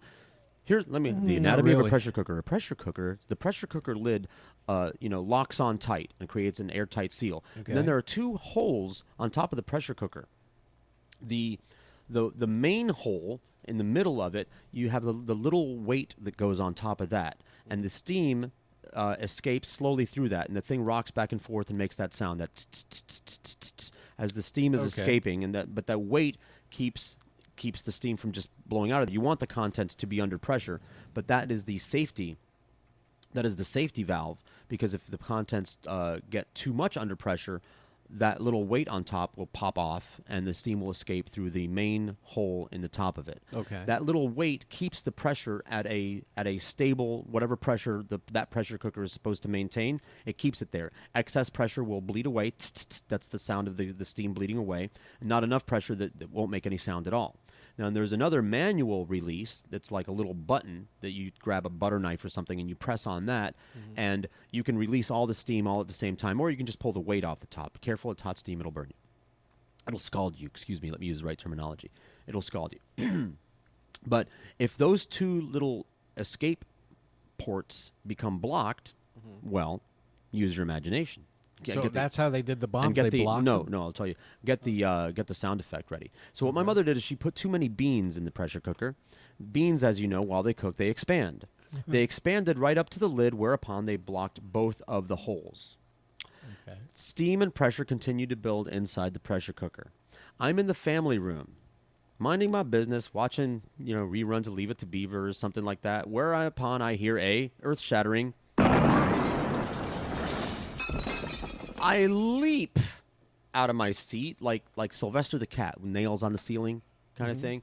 I mean, and it was an explosion. An earth-shattering kaboom explosion. Of course, my mother at the other end of the house, I hear her screaming, and I don't think anything at the moment because my mother, if my mother saw a cockroach, she would do that. The I thing. She sounded like that, like the I lady. Oh yeah. That reporter. That would be DCS. Yeah. While I'm doing a search. Where is that? Oh, is it? It's all one. I should know how this is spelled because I'm the one that put it in there. Of course, it's not there. Yeah, that. My mom will screech like that over anything. So I hear her screaming like that from the other end of the house, and I'm thinking, I don't know what that was. Did an asteroid hit us? Did one of those big chunks of bathroom ice from a jet? Remember that? That story that there's a leak in the toilet and the blue liquid congeals on the outside of the jet until it gets so big and it falls off. Setup you have here. Yeah. So I don't know what the hell that explosion was. Did a car come driving through the living room? My mom is screaming. I hear an explosion. I run into the kitchen was like the bridge. Like the bridge of a ship was like the bridge of the house separating my side of the house from her side of the house. I run in to go see what it was, and I enter the kitchen immediately. The whole kitchen is like black, more like purple, because black bean juice is kind of purple. Black bean juice everywhere. The pressure cooker in shards, ripped open metal everywhere. All kinds of shrapnel damage to the kitchen. Right. Nice. Yeah, nice. And my mom's screaming because she's all freaked out, and she comes, running into the kitchen. Get my dog, get my dog, get my dog, get my dog. Right. And, I put it together immediately, and I said, the pressure cooker exploded. This is a conversation I'm having with her in Spanish, and it's quite hysterical, but I'm toning it down and translating it for the sake of the audience over here. And, I told the pressure cooker exploded, obviously. Look, here it is in pieces. How can that happen? How can that happen? Mr. Science that I am, I say, obviously. You put too much food in there, Ma. And she starts arguing with me again like she did about the eggs. Oh, no, I did the same thing that I always do. If you had done, think about that. If you had done this on a previous occasion, you would have exploded the pressure cooker then, but you didn't. You exploded it this time. And that's just my pressure cooker story. Growing up and just being alive in this world, I've heard lots of people tell stories about how the pressure cooker exploded. for one reason or another. It was defective, same thing, put too much food in it. They're very dangerous, actually. So my campaign to eliminate fertilizer is actually predated by my campaign to eliminate pressure cookers as dangerous devices. Because, see, if there weren't pressure cookers in the world, these two assholes would not have been able to blow up the marathon. You see? Right. And if there were no such thing as fertilizer, if fertilizer were illegal, then Tim McVeigh would not have been able to build that farmer's stump bomb that he used to blow up the Oklahoma City Federal building. I was going to mention about Tim McVeigh, if you recall, how they nailed him. But he was driving out of town, and which is just a traffic violation. It was a traffic violation because he's stupid. Yeah, well.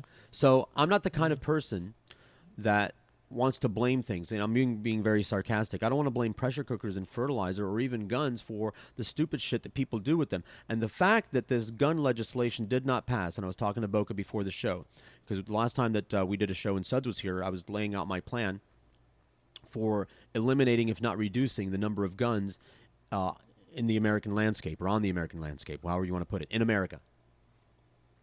And I suggested that prohibition policies are not going to work. They're going to produce the opposite effect. Every time, what happened when the legislature was introduced in the first place is there was a run on all the gun shops, and there was a run on all the gun shows. And you know who the biggest sales increased, the segment of the population? Women. Sales among women increased 73% just when this legislation got introduced. Just because people, and let's just call them stupid people, thought that they weren't going to be able to buy guns anymore. And so they went and started stockpiling guns. And nobody would listen to me. They said, you're not going to produce the effect that you want to produce. And, by the way, you're going to fail. And it's not just because of the NRA. We can put most of the blame on the NRA. But it's going to fail because the American people, even though the majority of the American people believed in this legislation, and the majority of American people, including and especially the gun owners, believe that there ought to be background checks. Most of the American people, including the American people that own guns and feel that it is their right to own guns, believe that there ought to be background checks to keep the guns out of the hands of criminals and crazy people. The gun owners I know want background checks. Want background checks. As a matter of fact, everyone I know wants background checks. I don't know anyone. I haven't, if I know you, I don't know that about you. I don't personally know anyone who thinks that there ought not be background checks when you purchase a gun. And indeed, that is just a logical thing. They background check you when you open a bank account. They background check you when you want to get a driver's license. Somebody posted something on Facebook, it's more difficult to get a library card than it is to get a gun. And that's just silly. The Republicans want background checks for voters. They want background checks for voters, for the voter fraud that doesn't really exist. Right. Although when it does exist, they're the ones that are doing it. Exactly. They invented it. Really, I know.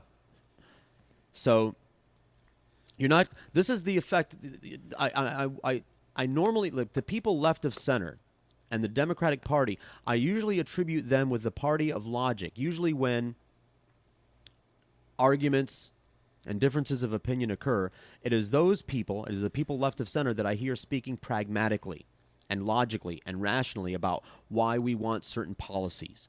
But then when it comes to this particular thing, I hear a lot of irrational talk and a lot of irrational expectations, starting with how let me lay this on you, people who are left of center. You're not gonna do anything. You can't win this one. You're not gonna get what you want on this. It's part of the American landscape. It's ingrained in the culture. You're not gonna win, but what you are going to do is you are going to lose public support to the people on the other side, because this is an issue, unlike many of the other issues where you could win, like health care, which almost everyone agrees that we need health care. When you say guns, some people will say, yes, we have a right to own guns, and some people will say, no, we don't, and, blah, blah, blah, and an argument ensues. But when you bring up health care, everyone knows that you need health care. If everybody in America has a gun, you might become a victim of gun violence, or you might not. But everyone in America needs health care, without exception. If you're healthy now, God bless you and congratulations, but there's going to come a day when you're going to get sick You're going to get old.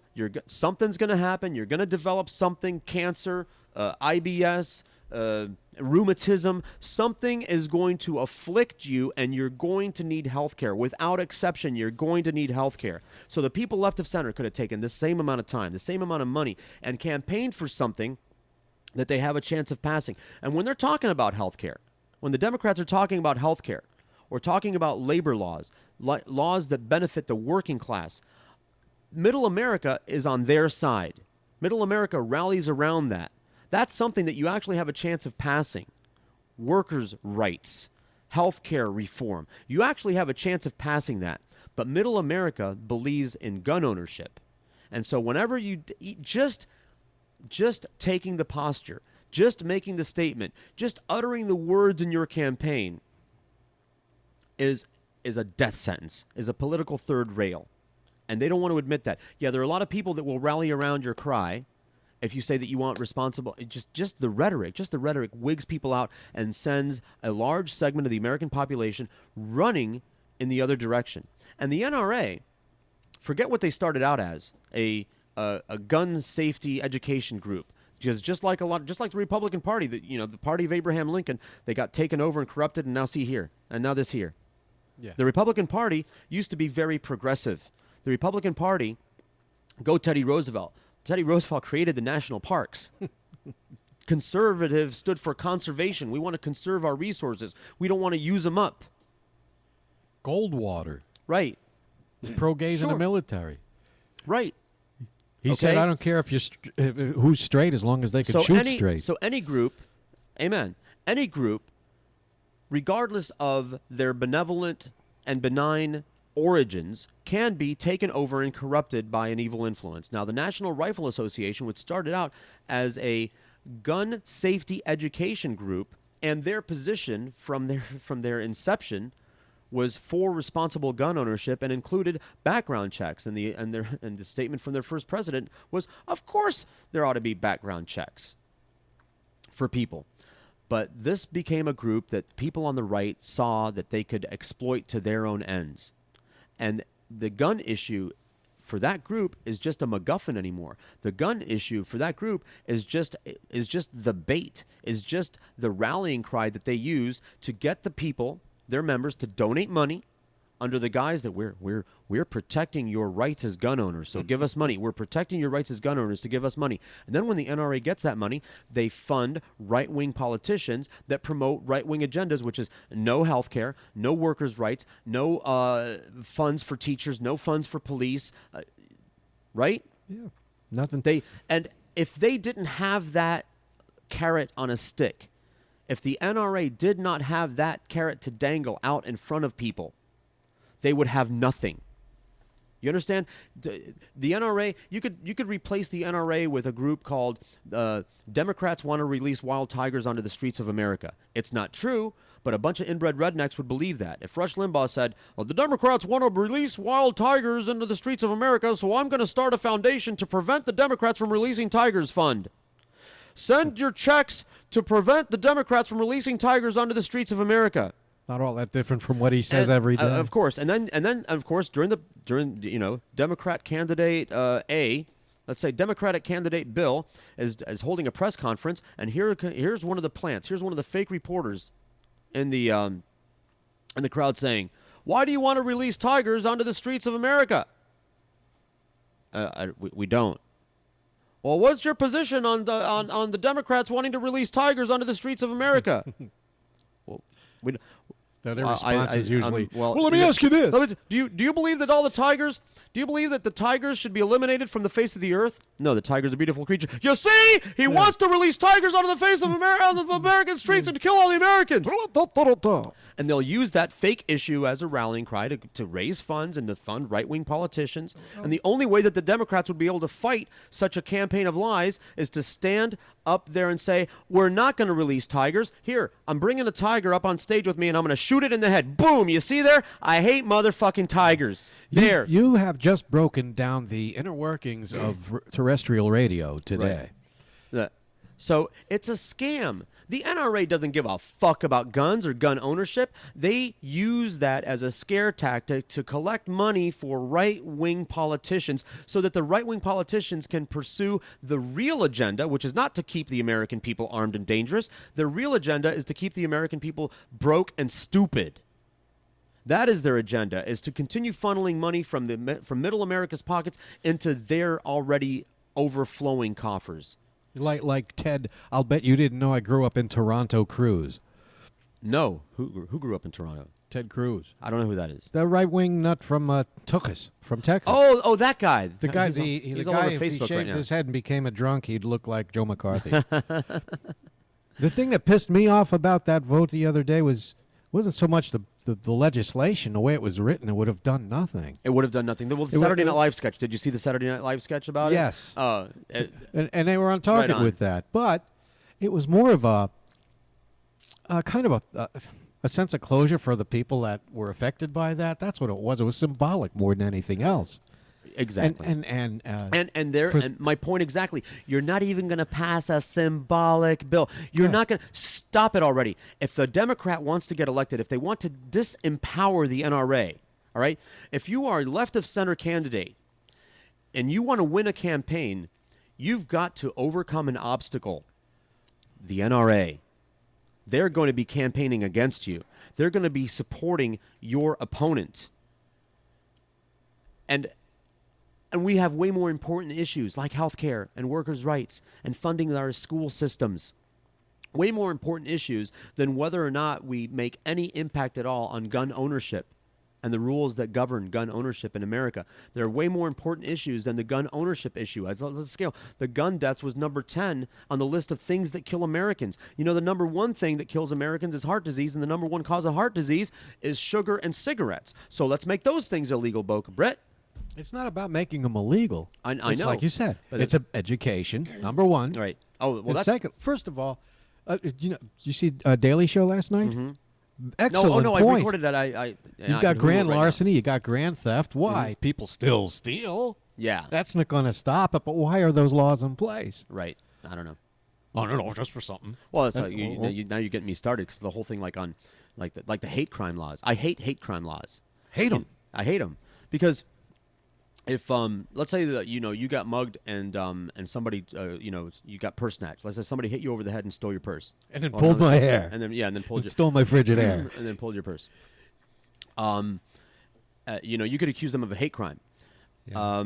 But then it turns out, it's like, oh no, you don't understand that I'm transgender too. So then, no, it's not a hate crime. It's just a regular crime. If somebody murders you, like Neil used to say, if somebody kills you by this method or this other method, you're just as dead.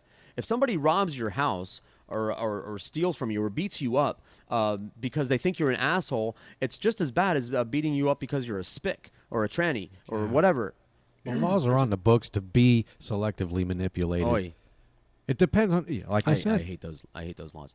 Education, it's the only way, and this is the ironic thing. The NRA was founded to promote gun education, gun safety through gun education. When I took my hunter safety course so that I could be a hunter in Montana. Hey, shout out. Hey, Tracy, how you doing? Had a Skype conversation with my I wanted to ask you friend about Tracy that, but go ahead. Mandatory hunter safety class, which was very serious. You know how I like to crack wise. Well, that was the wrong place. That was the wrong place for me to open up a clown mouth. I almost got kicked out of the class by making. Wise, eh? But yeah, I'm a wise cracker. So, very, very serious. They took it very seriously. There's like, I said something that made the class laugh, and boy, did I get taken to task. There's nothing funny going on in this class. This is serious. You could get killed. You could die if you don't listen to what we're telling you right now. You could get killed. You could kill one of your friends. This is no laughing matter. This is no joke. One more, and you're out of here. Then good luck getting your hunter's license. I'm sorry, mister. I'm sorry, mister. I'll stop being witty and clever. It's just automatic with me, But they took it very seriously, and I got to say, I commend them for that. Because, you got a bunch of teenagers. Got a bunch of kids and teenagers there in the class.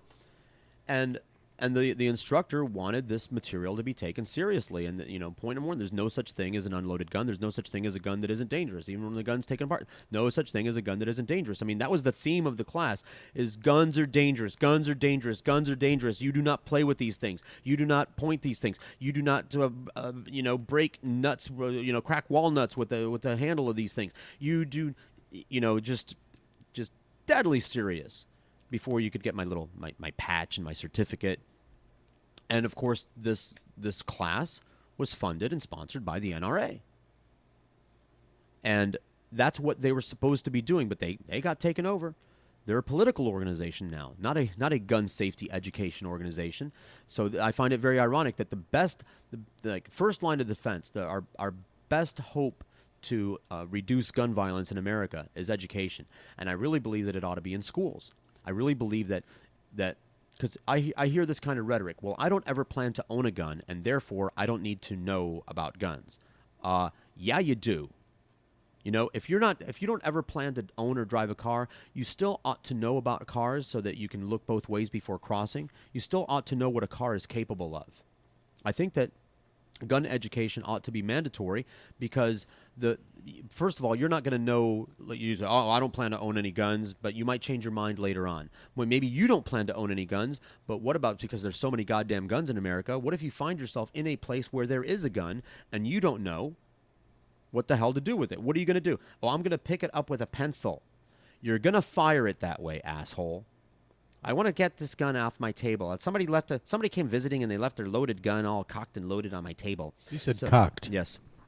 So I'm going to remove it from my table. Well, you're going to blow your foot off or your head off or something if you don't know how to handle it. If you don't know at least the difference, between a gun that's ready to fire and a gun that's at least, in safe mode, relative safe mode. Because it's just like wearing a condom. There's no such thing as safe sex. It's only safer sex. There's no such thing as safe gun. There's just safer gun. You ought to know enough about guns to be able to tell if a gun is loaded, if the hammer's cocked, what the deal is with it, and how to approach a gun safely and how to handle it safely. Even if you don't plan on owning one, you're gonna encounter one because we live in the wild, wild west. And so you can't approach a gun the same way as you approach a buffet. No, absolutely not. Or attack a buffet. No, but you can attack a buffet with a gun. That is true. You're sure to get your fair share of bacon. There are some buffets I would have liked to do that to. Yeah, boy, I miss those Vegas buffets. Was it Duff's? Duff's. Did Duff's have a buffet? Yeah. Down in Kendall? Duff's. I remember Duff's. I went there, but I never had the buffet. Duff's was a buffet that at the end of the day, the workers came out with a giant hose. Isn't that appetizing? I remember their cheese fries. Cheese fries and macaroni and cheese. Lots of cheese on everything. Cheese there. Speaking of cheese, I don't know if, man, I'm going through a big experimental thing. I'm getting older now. I'm going to start talking like an old man. I'm not sure what I can eat anymore without getting, like, heartburn or worse. What do you mean? I used to have a cast iron stomach. I used to just be able to eat nails soaked in acid. I used to be able to gorge myself on anything that was handy. Right. Asbestos, insulation, fiberglass, whatever. I could just eat it. It was just an eating machine. And now, as time goes on, I get like upset stomach or worse. I think you're just becoming more aware of it. That's what happens. And I don't believe IBS means I bullshit. IBS sounds like a cop out catch-all phrase that ought to really be called I can't eat the way that I used to anymore. Could be. I can't eat piles of lard and sugar and crap and starch like I used to anymore. I used to pack away McDonald's and never gain an ounce when I was young, but forget that now. You can't. Your metabolism changes and our activity level changes. Are you still running, Boca? Because that's how you lost all that weight. I'm very guilty. Yeah. Not having been able to do that since the move to Margate. Oy. What? There's no good places to run over there. You make the wrong turn. Mm-hmm. What we just talked about may happen. So, you get your purse snatched. There's a rec center there where they have the where they wreck people. Yeah, on the side of the tread machine, they have a little have a holder there for your oxygen tank. Oh my God! Oh, yeah. So. Oh, I thought it was like a bad neighborhood, like you might get mugged. If you turn left, it is. Oh, I see. If you turn right, it's very nice. So, Oh, it's like Coconut Grove. Yeah, I got it. Exactly. But Coconut Grove is like there's this invisible wall down like what is it, 37th Avenue or whatever that is. Yeah. Like how do they know to stay on that side? I don't understand. Somehow There is an and the invisible peacocks too. Yeah. How do the peacocks know to stay on this side, and the cockroaches know to stay on the other side? They just do. I don't know. It's weird. I wonder if you can feel it. I mean, I've driven across it. Let's do that. I know. Let's go stand in the middle of the street at Coconut Grove and do the mime thing. Like, here it is. I feel it now. It's like the Maxwell Smart, the invisible wall. It's not so much now, but at one time in Palmer, up on Atlantic, across the street was Collier City. Now, if you'll recall, I used that a lot in my bits. Collier City. Okay. It's where they had the tenement slums that were painted sea grape green. It's not that way no more. They gentrified it now. It's relatively nice now. But at the time, that was a giant invisible wall. What a nice color scheme that is. One side you had Scoogans, and the other side you had the Belvedere Bar, if you know what I'm saying. You know, they have a similar wall up in Fort Watt, where my soon-to-be ex-mother-in-law lives. Fort Watt, it's the highway. It's actually the yellow line down the highway is where the wall is located. They got on one side. On one side is all rednecky, and on the other side is all the brothers. Hello, SoFlo Radio. Hello, Mel. Hello, Mel. Hello? Hello. Hi. Mel Cooley. Are you live? I'm live. You're on the air with us right now. How you doing, Mel? Baby. Oh, what? Oh, what? I was just wondering why. Okay, bye-bye. Okay, bye. Okay, that was it. Thanks for calling. Remember Mel the Ditzy broad? Oh, yeah. okay. After all these years, she's a staple. And Gilbert can still fuck off and die. Do you notice that little thread there in the Neil group on Facebook? I saw him mention. But somebody started a who's your favorite Chronic thing, and then somebody said something about Gilbert. And he's I still said, alive? Yeah. Oh. Are you kidding me? I wasn't paying attention. With his money. Oh, and thank you for reminding me. Al because Rogers? Gilbert Solomon is Jewish. Oh. And I've been doing a lot of research, and one of my Jewess friends sent me a video that I'm not going to play on the air because people might get the wrong idea, but it was a very scathing indictment of America's relationship with Israel and laid out some things that I didn't realize, like Israel's really incredibly best in the world socialized medicine that we pay for. And so you know how I've been harping all show long since after 1 o'clock. Oh, by the way, Bruce Silverman, I think, is going to be live from 3, so remind me to set up the dealio here. All right. Bruce Silverman, live from 3 till 4, leading up to post time, where we are going to continue to cover this. By the way, nothing is happening. Oh, speaking of Facebook. Breaking news, the suspect's aunt speaks to media. He worked in the enforcement agencies. He also a lawyer. So he was prosecuted enough. We were lucky to take him out of Kyrgyzstan alive. Kyrgyzstan. So He's a that Kyrgyz. was when they came. April 2002. Did you ever talk to them? He's a Kyrg. Okay. Yeah. I had a stereo called that once. Really? No, I'm sorry. Anyway. Korg. Korg. So I've got the whole, and Boca, you might want to, maybe we can get a group rate for conversion classes. Yeah. Okay. Yeah, cue up Earl Streitz's, by the way, because I'm very serious about this. Mark my words. I'm going to convert to Judaism. And why not? I know I've threatened to before. Now there are lots of reasons. Think of all of the great advantages, besides just the food. You know, now I can wear my yarmulke, one of my yarmulkes from my yarmulke collection, without being pretentious. All right? Okay. I'll get invited to lots of lots of bar mitzvahs and things. You could get molded liver. No, I performed at a bar mitzvah. I don't know. I was, you know, I'm a fire breather now, and that's not a joke. I took classes. I was last night. Was it because of Fireball whiskey? No. I put on my dragon hat and I breathe fire. I twirl a fire baton and I breathe fire. There's videos on YouTube and on my Facebook page. Just look up Fire Hazard, the George's debut as a fire breather. So, you know, besides all of the regular stereotypical hookups that you get from being Jewish, I'm gonna get the dual citizenship thing going on. Okay. So that if I ever get in trouble over here, I can just get deported to Israel and enjoy free health care. And if I do get something like cancer or something like that, I just fly to Israel to get treated. Now, why don't all Americans convert to Judaism? And that way, we can actually be the beneficiaries of the free healthcare, the what do we want to call it, socialized medicine. What's the nice term for what the rest of the world has, the rest of the modern world?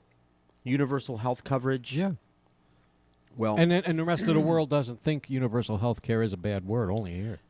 I don't know exactly how much it costs to convert. I'm not concerned with the taking the classes and the amount of time necessary, but I am on a budget.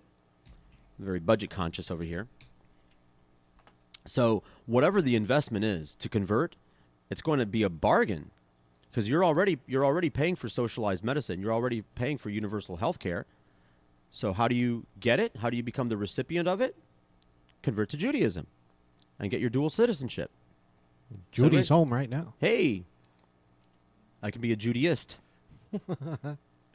Well, when she says funny things, I call that Judaism. No, I do. Now I wonder, because here's what I've encountered, and I wonder about this. When I get to the other side, when I go through the conversion class, I'm going to be very curious to find out who among my Jewish friends knows as much about Judaism as I do at that point, because I found that as a Christian, the people that call themselves Christians don't know jack shit about Christianity. The people who are born and raised in America, my family has gone through the citizenship shit. Yeah. They take the class, and then they have to take the civics test. Every single one of them knows 10 times as much as your typical American about American politics and civics. Sure. and everything, because they actually took the class and had to pass a test. Americans never had to. And, people who are born in America don't have to take a test to be Americans. The people who do make it, they have to learn some shit, like how many people are in Congress and all that stuff. There should be a test. There should be a test, you bet. Hey, you Republicans that want to rewrite the voter laws. They'll fail. You want to rewrite the voter laws? How about that? How about that for a good, since you want to do background checks for people getting their voters registration? How about take a physics test so that you actually understand the political process? And you're right. How many Democrats versus how many Republicans will get through that? I think maybe one Republican. So I don't know if you want to, because you're going to need some health care, because to treat the lung cancer you're going to have. Yes. So if you want, I'll do some research, find out how much conversion class costs, and see if there's a group rate. Because I already know, besides myself, I already know a couple other people that are thinking about converting. Can't find it. Can't find what? Earl Streitz's?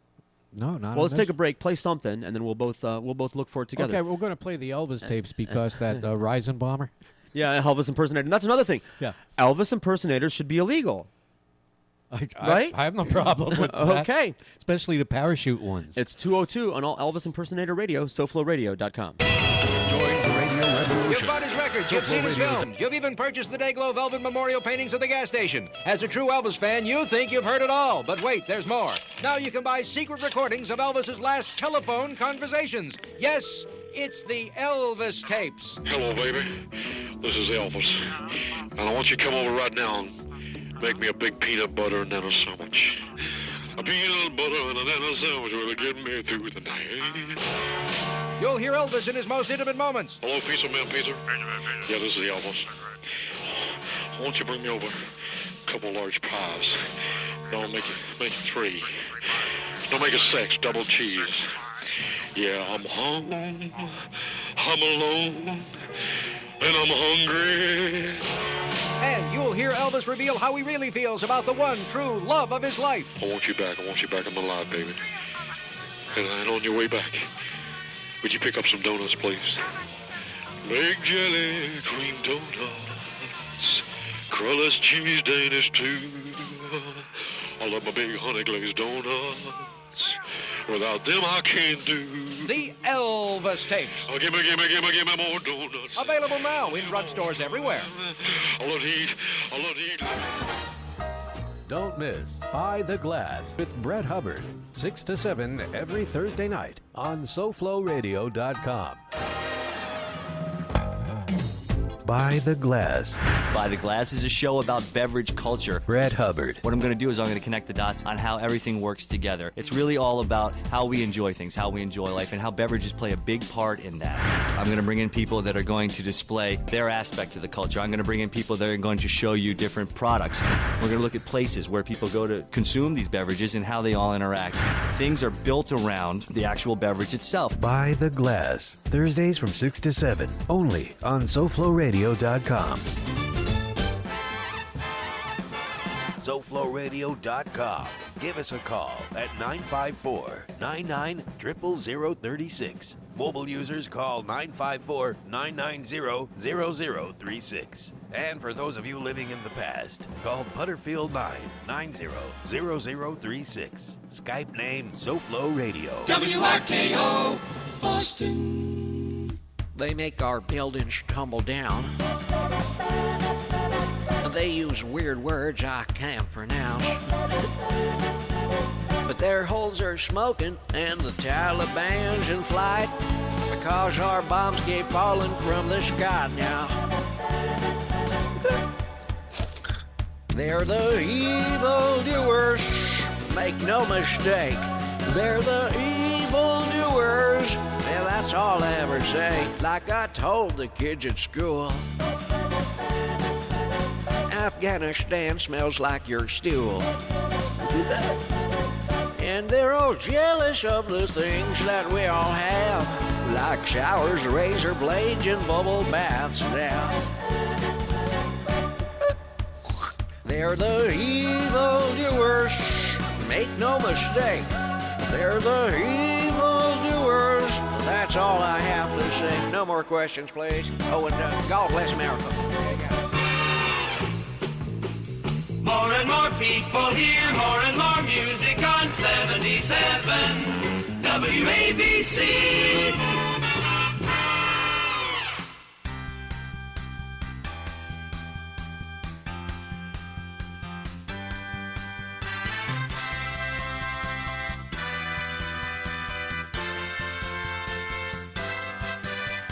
Sooner or later, the Sunni's gonna get you. Sooner or later, the Sunni's gonna get you. Sooner or later, the Sunni's gonna get you. The Sunni's gonna get you in a war you'll never win. Resistance is what you'll find when you commit genocide with the blueprint of Nazi occupation. Iraqis try to defend their homes against us instead of the Saudis that deserve retaliation. Sooner or later, the Sunni's gonna get you. The Sunni's gonna get you in a war you'll never win. You leave no child behind by sending them off to die in a war that's insane and homicidal.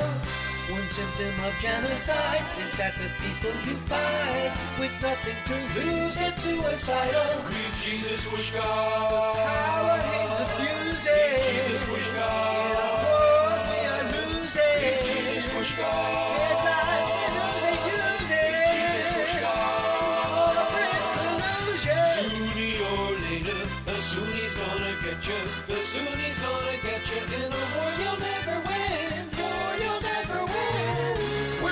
Thousands a day want us to go away, and the media labels them insurgents. No surprise we're despised, wash away human life like a box of American detergent. Sooner or later, the Sunni's gonna get you. Sooner or later, the Sunni's gonna get you.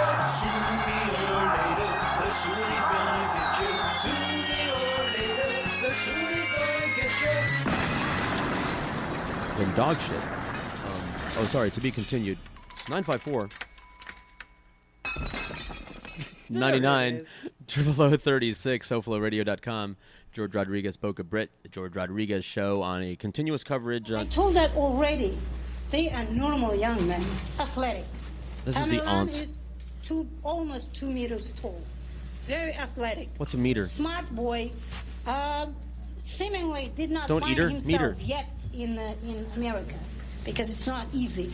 And my younger brother Ruslan, he had a very high expectations of him because he knows I'm just he glad was it wasn't smart. Consuela. He knows he could use Yeah, me his too. potential. Family Guy. But since and then when he found out that he dropped out of university, that was Ruslan was desperate because he always demands more of his children, of his nephews, especially Tamerlani is his favorite. They have Family So, Guy soundboards. As I said, studying Jihad is... Jihad? Oh my God! Studying what? Can you tell us about when they came to the United States, where they had been living before that? I brought them here. I was in That's the your fault, States, bitch! going through my paperwork to immigrate to Canada. When was that? That was 2001. So then, in 2002, my older brother came to the States. That's when I filed out his paperwork myself for the refugee protection claim. Your older brother. Older. You've been listening to the aunt of Jahar, who is now on the run. Clearly, she is either in a state of denial or not really aware of the full impact of what is happening here, what is going on. She denies that her nephews could be involved in this. She says they are being set up. We heard earlier, as you saw from the uncle of these two young men, who clearly has a different opinion, seemed to refer to them as losers and urged Jahar to turn himself in. He's the only one now still on the loose. Now, as I was saying, we know Jahar came to the United States in 2002 when he was 8 years old. It was said he came with his family. We're not sure exactly what family members. They applied for asylum. He received that asylum and ultimately became a citizen, ironically, on September 11th of 2012. It was 4 years later that his older brother came to the United States, did not receive citizenship, but did have a green card here. Are we his on? brother, who died in a hail of bullets early this We're on. morning at the age of 26. That was it. Yeah, that was the TV. That was, I wanted to talk about Anderson Cooper, who's a very brave man. Anyway, go ahead. Yeah. You're familiar, of course, with the church of the Westboro Baptist Church. Yes. Which, now, and you saw the postings? Did you? Yes. Where they got hacked. Oh, I didn't know that part. Oh no, what's yours? I saw the Facebook responses from Baston. No. I actually hope it happens. I didn't know. So what are you talking about? Because I'm thinking something else. Oh, about them planning to protest the deaths of the funerals. Mm-hmm. I don't see the relation with the gay. I can explain them to you. I guess it doesn't matter. I can explain them to you. Bolton, go right ahead. The Westboro Baptist Church, but I want to know the story. What's the posting? It's very, very rare that a Facebook posting stands out and just knocks me off my goddamn ass. Right. This was so fucking good, I had to share it with you. Please do. This is Boston, and we're fucking talking about not Casper, Wyoming.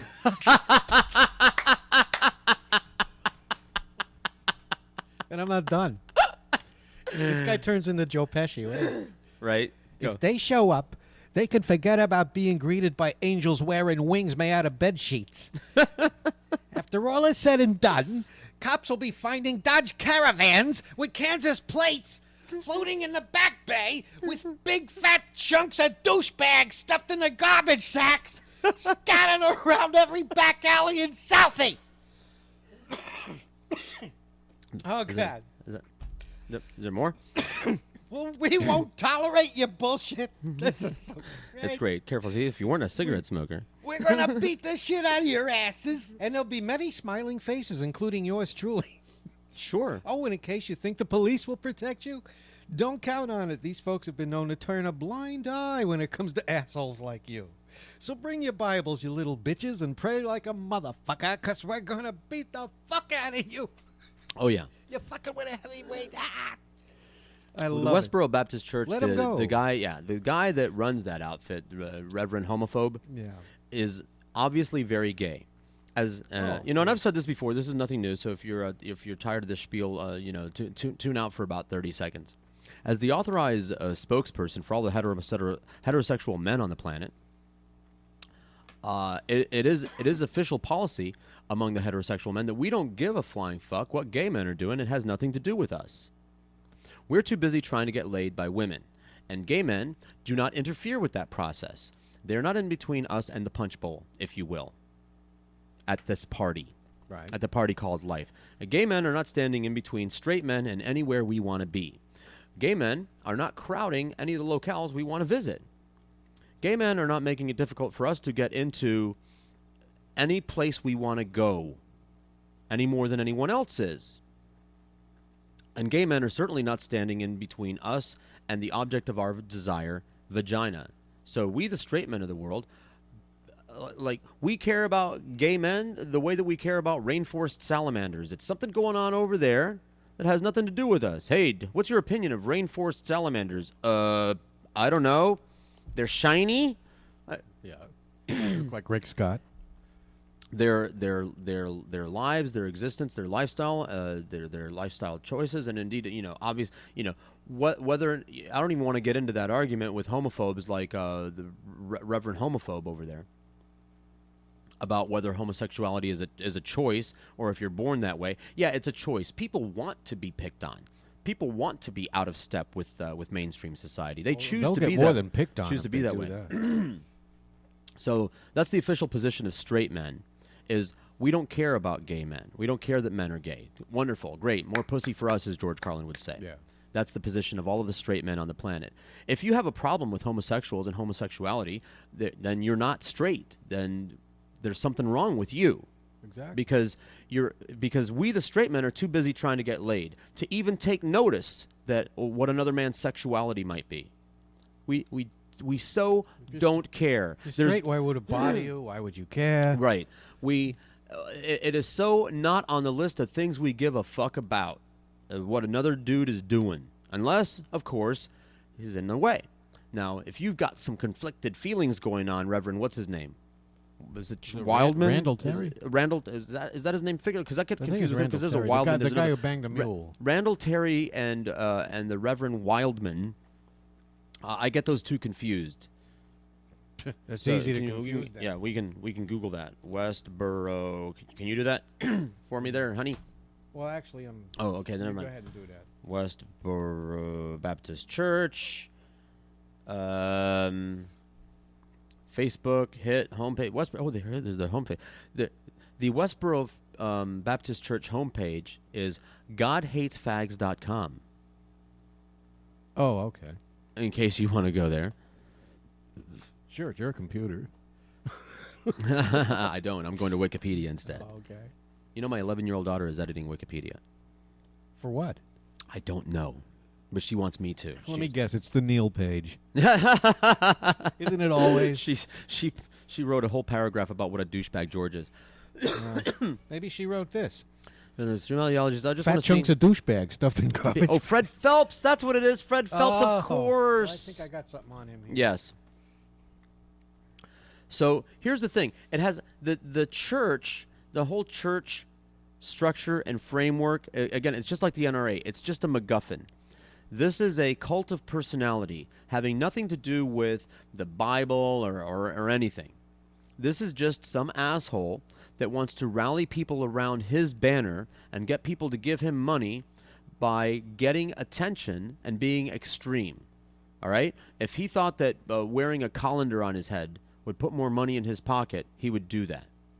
But he has hit upon a attention-getting thing. You know that they wouldn't be traveling all around and picketing these funerals unless there was something in it for them. You think, what's in it for them? Yeah. They get attention. And contributions. It's show business and contributions, exactly. Religion, churches, are not just businesses, but it's show business. When you think about it, what do you get? For example, when you go to a gas station, you pay money, you get gas, you bought gas. That's the business, selling gas. If you call up Stanley Steamer, they come over, they shampoo your carpet, they do a service for you, right? Mm-hmm. Some businesses are in the business of providing goods. Some businesses are in the business of providing services. What is it that a church does? It's the same as, it's got a stage, they've got music, they've got a sound system. You're paying for a show. It's entertainment. You're paying for a show. And that's what he's doing. This is his particular show. It's the homophobe show. For other homophobes, for other closeted fags in denial just like him, to put on a good show, to convince, I don't know, the people around them and maybe even themselves that they're not really gay after all. If you do a lot of gay bashing, To them, to their mind, it makes you not as gay. But they're very, very gay in that church. Hey, Fred Phelps, you're a fag. You're as faggoty as they get. Well, I'm getting hillbilly You're buttfuckers lined up. Gayer than gay Edgar Hoover. Well, I don't want to have to wait for that. Well, you I have so many no things. choice. I had so many things to talk about today, like CB Radio Talk. It's coming back. CB? CB Radio Talk, not CB Radio. Oh. I happened upon this recently. You know how everybody texts and the texting has its own language and abbreviations? Well, CB radio language is making a resurgence in text form, like 10-4, good buddy. Oh. You know, all that CB slang. And people using handles and things like that. And that's good. Languages shouldn't die. Oh, well, in that case. What, are we going to have abortion convoy too? Sure, why not? We'll just have a whole hillbilly religion block coming up next on SoFloRadio.com. Breaker 19, this here's Redneck Schmuck. Really don't want to make me wait for it. Me, Ben Gay, come on. 10-4, reading you wall to wall. Is the paint dry on your dead fetus yet? Roger that, old son. Got dead fetuses painted on all sides. Could use more red paint for splatter. Copy that. The Lord will have mercy on you, good buddy. Rajo, looks like we got a clear shot to Bagtown with an anti-abortion convoy. We're on our way to Honeytown to spread the word of the Lord. With bloody dead babies painted on the back of our 1981 Fords. We is heading south on I-95 with our gruesome baby signs, warning everybody that they'll go to hell if they're not pro-life. Anti-abortion convoy, redneck right-wing schmucks. Anti-abortion convoy, dead babies on our trucks. Convoy. Was that a transvestite hooker I saw you with back at the truck stop, Ben Gay? Ben Gay, you copy me? Roger that. Listen, we want everybody to be like us, so try to maintain the sanctimonious man. 10-4. Well, we're right-wing wackos with no teeth that can't hold down a job. With convoys rolling through the streets to preach the word of God. We're asshole Christians on a mission to change your secular mind. Who could use a bath and take a crap in any backyard we can find? We're God's almighty convoy. Aren't you impressed? With pictures on our convoy of babies that are dead. Come on and join our convoy. Jesus will be pleased. The anti-abortion convoy of morons with no teeth. Convoy. Breaker, I got the shoney shoots, good buddy. Roger that. I'll give you my corn cob at the next choking puke. Praise Jesus, good brother. I sure could go for a shrimp cocktail. Come along with me to blow up an abortion clinic, to kill another doctor who is murdering a kid. If you speak with a drawl and have a bad attitude, then grab a can of gas and you can burn one down too. Abortion clinic, that is. Ain't nothing like the smell of nurses on fire. Now if you drive a truck and wear a smelly hat, and own a velvet Jesus welcome mat, and after we make a clinic explode, we'll go find a nigger and drag him down the road. You'll be proud you're from the South, boy. Double wide Southern pride. Now if there should be a woman trapped inside, we'll rape her in the ass and steal her purse before she dies, and paraphrase the Bible to validate our barbarism, ignorance, and seething hate. Inbred, that is. Fire up some Garth Brooks tunes. Now we are the Christian soldiers of God who like to wipe our ass with an old corn cob. And when we're not burning churches or clinics down, we play our banjos in the trees with penis in our mouths. That's what Christians require, right there in the old brown eye. I'm a hillbilly Republican buttfucker. Inbred, retarded, and comfortably dumb. I'm a big dick and Bush supporter. In Saudi America, the country I love. God bless America, it says on my truck. Swatch because they're tattooed on my nuts. Rummy looks you shiny, don't care about me. I wear it on my sleeve. Squat down on my pulsating staff and let me watch your balls slapping on my lap. Come on, good Christian brother, help me get off as I gaze upon my naked pics of John Ashcroft. Younger than dog do, just like Georgie's brain. That's why I'm devoted to him.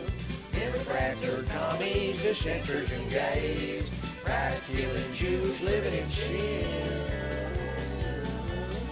I'm a giddy Republican fucker, inbred, retarded, comfortably dumb, and I believe any goddamn thing they say. You get a positive charge out of super hot hit line WABC.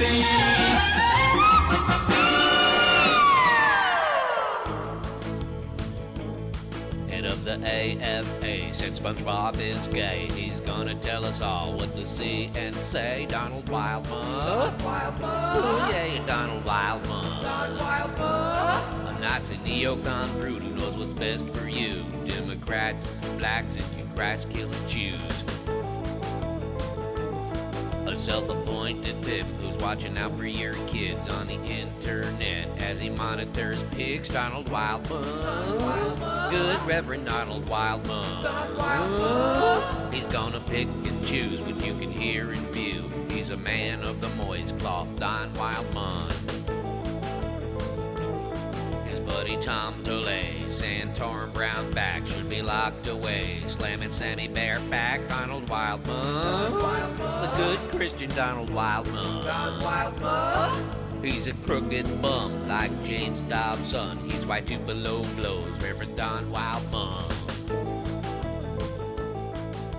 No! Get off my phone! Get off my phone! Get off my phone! Oh, I'm a monkey, you're a monkey, she's a monkey, he's a monkey, we're all monkeys down. I don't I'm a monkey, care. You're a monkey, she's a monkey, he's a monkey, we're all Get monkeys off my down. phone! Swinging tree to tree, we scream and squawk and shout. No responsibilities, that's what we're all about. I'm a monkey, you're a monkey, she's a monkey, he's a monkey, we're all monkeys now. I'm a monkey, you're a monkey, she's a monkey, he's a monkey, we're all monkeys now. Swinging tree to tree, we scream and squawk and shout. No responsibilities, that's what we're all about.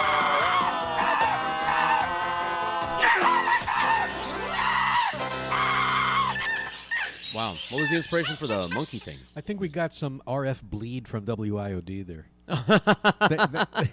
they still have him on there. Oh man, hang on. I'm gonna relay one of your posts, Bruce Silverman. If you want me to relay your posts, and this goes for a lot of people. Hey, put the SoFlo Radio link on there, so that we get people to listen to SoFlo Radio. Since it's not just going to be you talking about it, Bruce, it's going to be JJ and Sam following us. So, the collective, that kind of thing. Let me see if that shows up.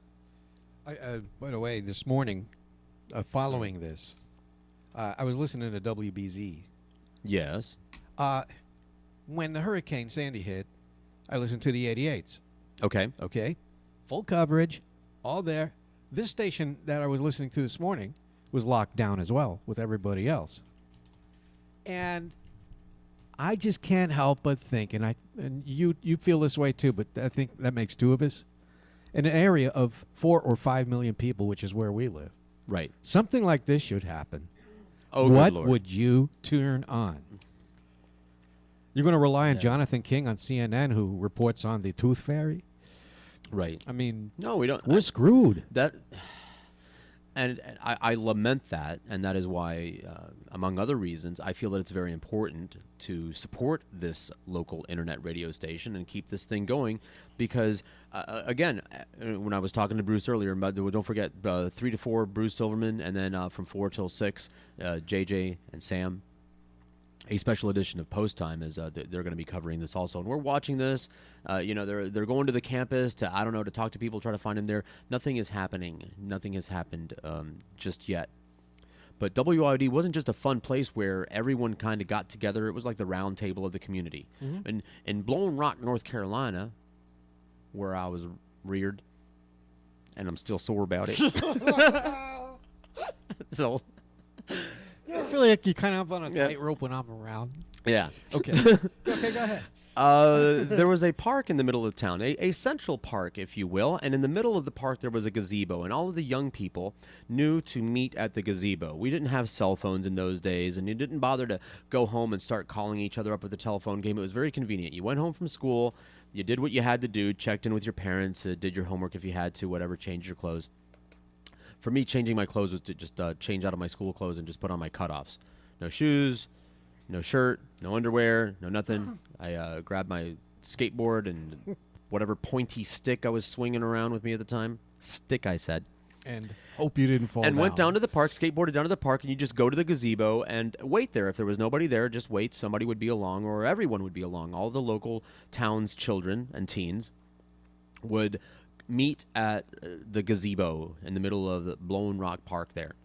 And it was understood that was the place to gather. And WIOD was very much like that. And just as it was with the kids, most of the time when the crowds would gather at WIOD, it was for fun and larfs. It was for armpit noises, armpit fart sounds, and, it was a fun, lighthearted environment there all day long, from Mike Ranieri to Neil and then Rick and Suds, or etc. It was like radio. Right. It was light. It was relatively light in the sports talk and like that. But then when something serious was going on, the entire station, regardless of who was on the air, would seamlessly shift gears to we're taking this shit seriously, and now we're going from fun and larfs and to infotainment, or just info.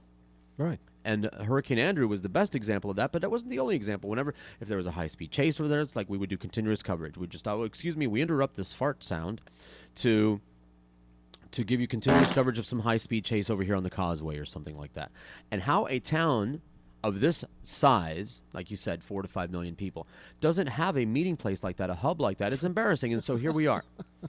Here we are, and we are it. And Bruce Silverman is back for more, ladies and gentlemen. Now we're going from fun and larfs and to infotainment, or just but you've got our audio up, man. And Andrew was the best example of that, but that wasn't the only example. If there was a high-speed chase over there, it's like Bruce. Excuse me, we interrupt this fart sound I'm gonna hang up on you, Bruce. To give you continuous coverage of some high-speed chase over here on the causeway or something. Bruce, you got to work on your mix minus, buddy. Of size, like you said, for. Yeah, and he hung up. Okay. Well, thanks for that helpful information. I thought Bruce was only computer challenged because he's a Mac user. Oh, well. But he's board challenged. We'll get it together, Bruce. I might have to visit your studio again and show you how to get that mix minus going. Do you want to try this again? Bruce Silverman, ladies and gentlemen. No, you're still feeding me back. To myself. Hang up so, bye, Bruce, because we can't be doing this all day. You're going to have a whole hour to recap this. And if there is any new information, then CNN and Anderson Cooper this city trying to facilitate, trying to help as much as they can. Blackhawks landed at the University of Mass. Nobody believed me when I said he was gay. Nobody believed me. I believed you. And if you did, yes. Well, because you have gaydar. We'll get it together, Bruce. I might have to visit your studio again and show you how to get that mix minus going. Do you want to try this again? Doing it all Yes, wrong. we want to try it again. Oh, how are you doing there? I am doing good. Okay, I finally got it. I had 2 different players going, and I only turned off one. So yes, because I am a Mac user, I am computerly challenged. I know Amish people that know more about computers than Mac users. And as far as the mix minus is concerned, I actually do have the additional equipment, but I have no idea what to do with it. Okay, so, well I'll visit you again. You can buy me lunch. Here you are. You're back. Wow. Yeah. I appreciate the sound effect, boys.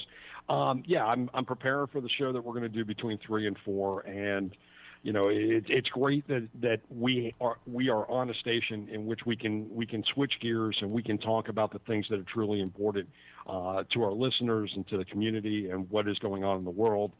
Last spoke to you about an hour and a half ago. And the reality of this story is that not a lot has changed, although they're starting to piece together a lot more background on the 2 suspects. Right now, what we do know is that the 19-year-old, they believe, is still alive and holed up someplace. They're trying to track him down. The idea is to bring him in alive. I think that is going to be a very, very difficult task. A couple of things that are going on right now. They believe that they have identified 2 different YouTube channels, one that was done by the 19-year-old brother, the other one by the 26-year-old brother.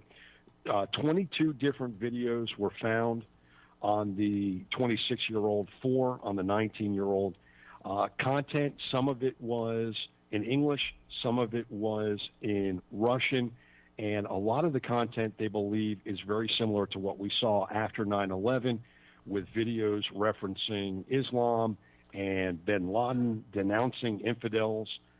So they're starting to piece together what the ideals were behind these two. It seems that the more that is being told so far indicates to me, at least, that the older brother, the one that has been killed overnight, was the one that was probably leading the charge. Yeah. His younger brother, he probably recruited on this. A couple other things of personal nature that have come out. There were 4 children, two sons, which were the ones that we're talking about now. There's also 2 sisters, I believe at least one of them living in New Jersey. There is an aunt that is up in Toronto. She's we've been hearing from her. I think that's the one we were hearing from. That's the attorney. Yeah, she was on CNN. She lives in Toronto, and it was interesting to listen to her because she was kind of outlining the history of the family and how they got to the United States. And she said she'd been in the United States in 2002 working on getting over to Canada. Apparently, the family was looking for some type of asylum, which kind of indicates a number of different things, and it will all be defined as the days and weeks continue to go. Right now, CNN has a graphic up. We referenced it the last time I was on the air. They rob a convenience store. They're not saying it's a 7-Eleven anymore, so either it was bad press for 7-Eleven or it really wasn't 7-Eleven. The second thing that happened was an officer was killed at MIT. They started traveling back towards Boston. They hijacked a car, and 30 minutes later, they let the driver of that car go after bragging that they were the ones that had done the bombing. Interesting, right before I came on the air with you guys, I was reading an article about one of the victims who lost both of his legs. His name was Jeff Bauman. Recently, I guess sometime in the evening or this morning, woke up, saw the pictures on television of the suspects, and identified the older brother in the black hat and said that he had locked eyes with him and saw him carrying a bag and saw him actually place it. So this story, although right now in the last couple of hours has kind of slowed down, doesn't seem like it's as much movement and activity that took place earlier this morning when everything was coming together, seems to have settled down. But I think part of it is that the police are settling in for what could be a very, very long evening. Think about it this way, guys. The 19-year-old who is still alive, Jorge, or believed to be still alive, has been awake for a long time. And at some point, he's going to start getting tired. And the longer that he is awake, delusion can set in, cognitive thinking can start to slow down, and that can make him less dangerous or more dangerous. We don't exactly know. But they are treating this situation as delicately as they always have. Transportation in and out of the Boston proper area is slowly picking up. There was an official earlier, about an hour ago, that told people they didn't want them holding up in their places of business if they got there before they shut the city down. So they're allowing taxis and small amounts of driving to be done.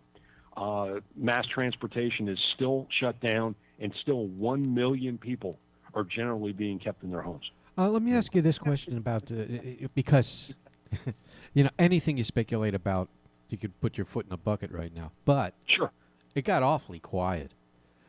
Would you suspect that there is a hostage situation going on here?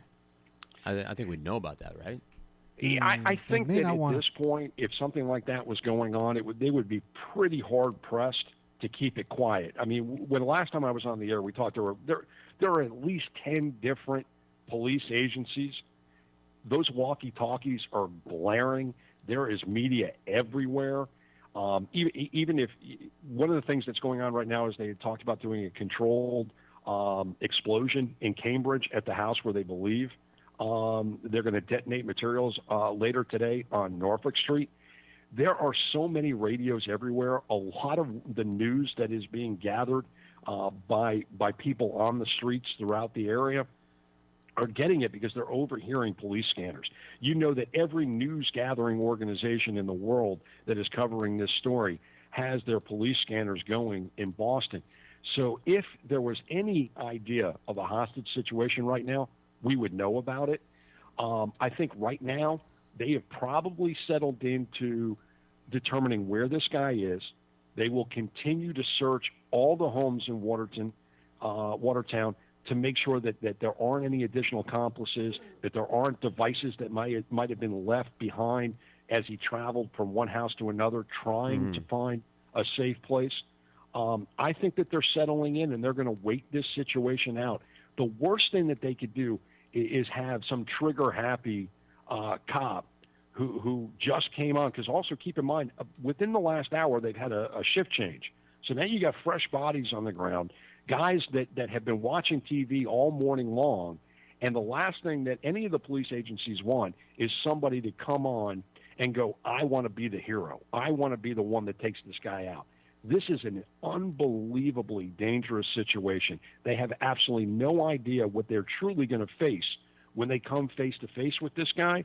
They don't know what was in his backpacks, what he was carrying. There are reportedly a lot of weapons on him because there was an enormous gun battle around somewhere between 11 o'clock last night and 1 o'clock last night. So this is a situation that they are just going to slowly let play out and make sure that they have the right decision-making going at all times. What and again, more speculation. Are they, when they're doing like door-to-door searches, and they're telling everybody to stay in their homes first of all, and then they're going through and methodically searching every home, or what? You know what? They haven't reported that. All they have said is they're going door to door. My guess is they're going door to door, and they're probably entering the homes. Probably anywhere from 2 officers to 5 or 6 officers. And basically, like we see on TV, they're gonna go through the house and they're gonna say clear, clear, clear, clear, clear. Right. If they see anything suspicious, they're gonna do something about it, and they're gonna walk out of that house and they're gonna report that whatever that address was, it was clear.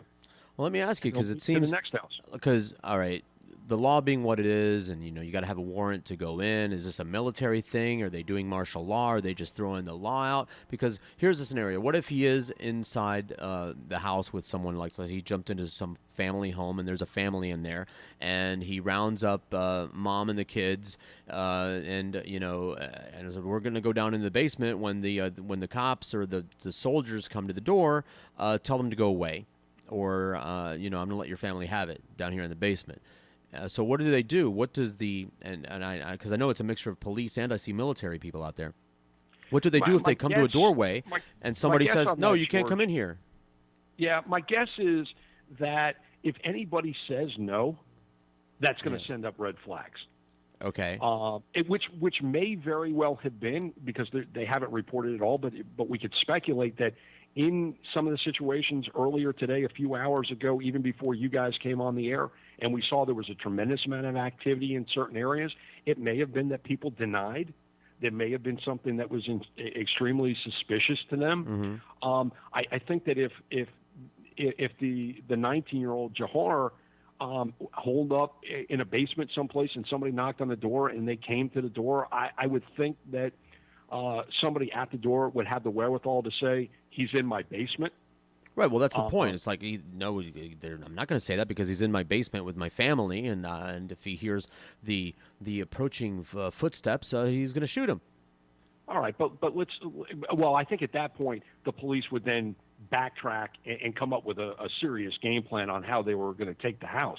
And I'm just saying the basement. I mean, he could be right there, like behind the door, holding a gun on somebody's head. I realize that. We've seen this in the movies, and this is mental masturbation. But we've seen this in the movies a lot. That's what they do in a hostage situation. Is like, you better get rid. When the cops come to the door, get rid of them, or I'm going to blow your brains out. And so the person that opens the door has to do their best to put on an act. Right, and we're not talking about professional actors. Let's think about this for a second, George. If you were being held by a gunman, if somebody in your family was being held by a gunman, and this was going on, and you came to the door and you looked at the cop, and the cop said, we'd like to search. Is there anything going on here? You would give some type of indication. I would endeavor to.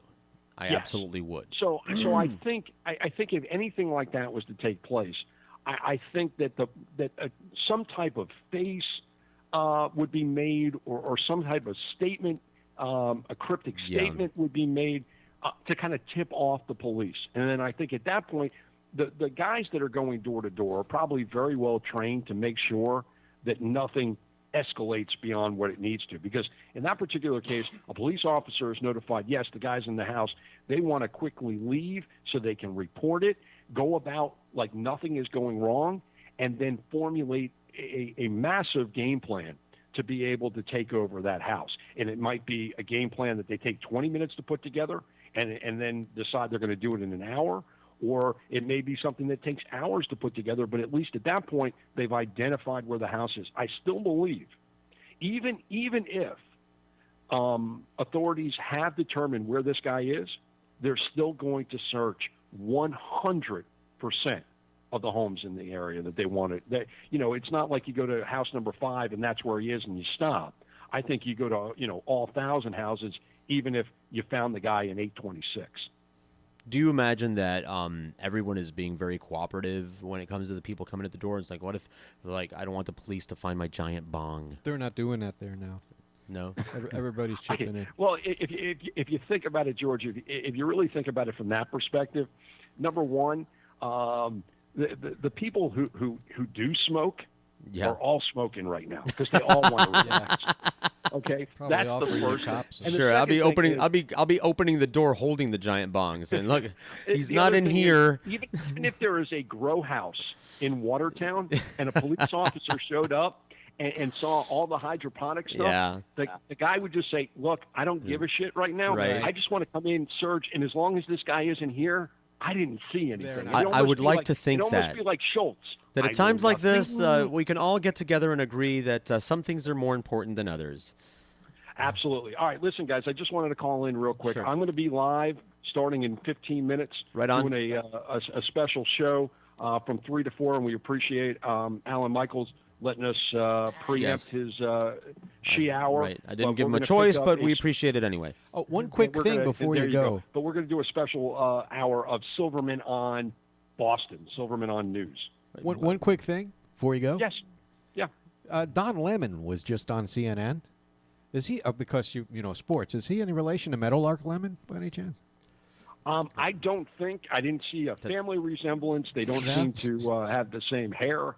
How about I Peter actually Lemongello? have similar hair to Meadowlark Lemon at this point, but I don't think Don Lemon does. I actually think that Don Lemon might have a relation to the former Yankee pitcher Bob Lemon, but that's unconfirmed. There you go. Thank you, Bruce. Bruce Silverman, we'll ladies talk and to you gentlemen. guys soon. Thanks, guys. He'll be coming on at 5. Normally we have the She Play. This is we're really building on the whole I call it So Flow Ridays, where we want to have some live programming. I'd like to get something in there because Nicole takes the day off. Yeah. And so I would certainly like to have a pre-show lead-in, and I keep talking to people about that. So one of these days, I want to have like live programming because JJ and Sam are on from 7 to 10 now. So from 7 until whenever, midnight or something like that, I would like to have live continuous programming. And by the way, the midday music mix that you hear, which is a relatively new addition to the schedule, I want to give some props to Dio. I thoroughly enjoy that. It's not obnoxious. It falls under the category of club music, but he mixes an original hour every evening, and then and we play it every day, and it's relatively soothing. It's a relatively soothing, not fast mix of nice sounds to lead into the Sir Darrell Radio Experience, our exchange student. Still? He's our original exchange student, and and kudos to him. He's been at this He the should whole have graduated internet. by You wouldn't you think? Well, if he came down here, he would fit in better. He's a pioneer. Him and Radio Dan, they've been doing this for like a decade. The whole or more, the whole internet broadcasting thing, and thank goodness for him, because he's sort of sorry, Darrell, if we get a live midday show, and I know people want it to be me, but I don't. That's not true. I want it to be me, but I'm just way too busy doing all of the other stuff that's required to keep this whole thing going. So let's take a break. So this is for Darrell. Anyway, and his schedule fits because he's not on Friday. We're breaking? Repeats. We got 8 minutes left. 8 minutes left. Oh, Okay, 12 minutes left. Sorry. 12, well, then let's by not. the way, is it 10 in, 10 out, or 10 in? I can't Before remember. 10 before 10 10 thank you seconds very before, much. so that we get a nice clean entrance. And We hey, have thanks, Luis, for turning me onto this page. What is it? Chicas Malas. It's just a bunch of it's a Facebook page with a whole bunch of scantily clad women on it. Some of them with just giant butts. And camel toe pictures and everything. It's very distracting here, Louis. I don't even know how to get off of this page. The giant butts, and you cannot lie. Off of the page. So speaking of things, because Bruce is gonna, he already brought us as up to date as we can. And how do you say this guy's name? Drunken Har Tara's gonna see if with a name like that, his name. See, 19-year-old Zokar. Zokar. That's Russian for George. Zokar? I don't believe you. No, but if you ever want to write a Star Trek script, yes, that's where they get all the names from. Russia? Aren't those great names? I had no idea. I am Zokar. I am Zokar. I will destroy your ship. It sounds like they get Baltic steaks. Speaking of stuff, let's tear through some of the thank goodness for Hulu and Netflix and my digital piracy, so I don't have to be a slave to any TV schedule. I'm all caught up on Mad Men, so let's get that out of the way first. Moving slow. And I got to say that yes, I was. Thank you for saying that, because I have to say, and I was. You know what? I was watching some of the first season again. I was visiting a friend of the family's, and the mother was catching up on Mad Men. She hadn't seen it before, so she's watching some Mad Men episodes from the first season. And I had just got done the day before catching up on this current season. Mm-hmm. What a huge difference just in the atmosphere, just in the tone. So something's going on with the writing or the directing or something. It doesn't have the same feel to it, first of all. I noticed that too. Yeah.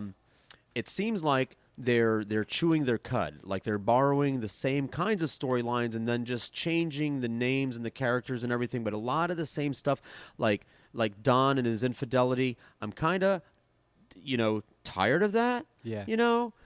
And I'm picking out the things that I like. Like I like Megan. Yeah. I think she's great. She makes me happy when she's on the screen. Right. She's a good actress, but she's like.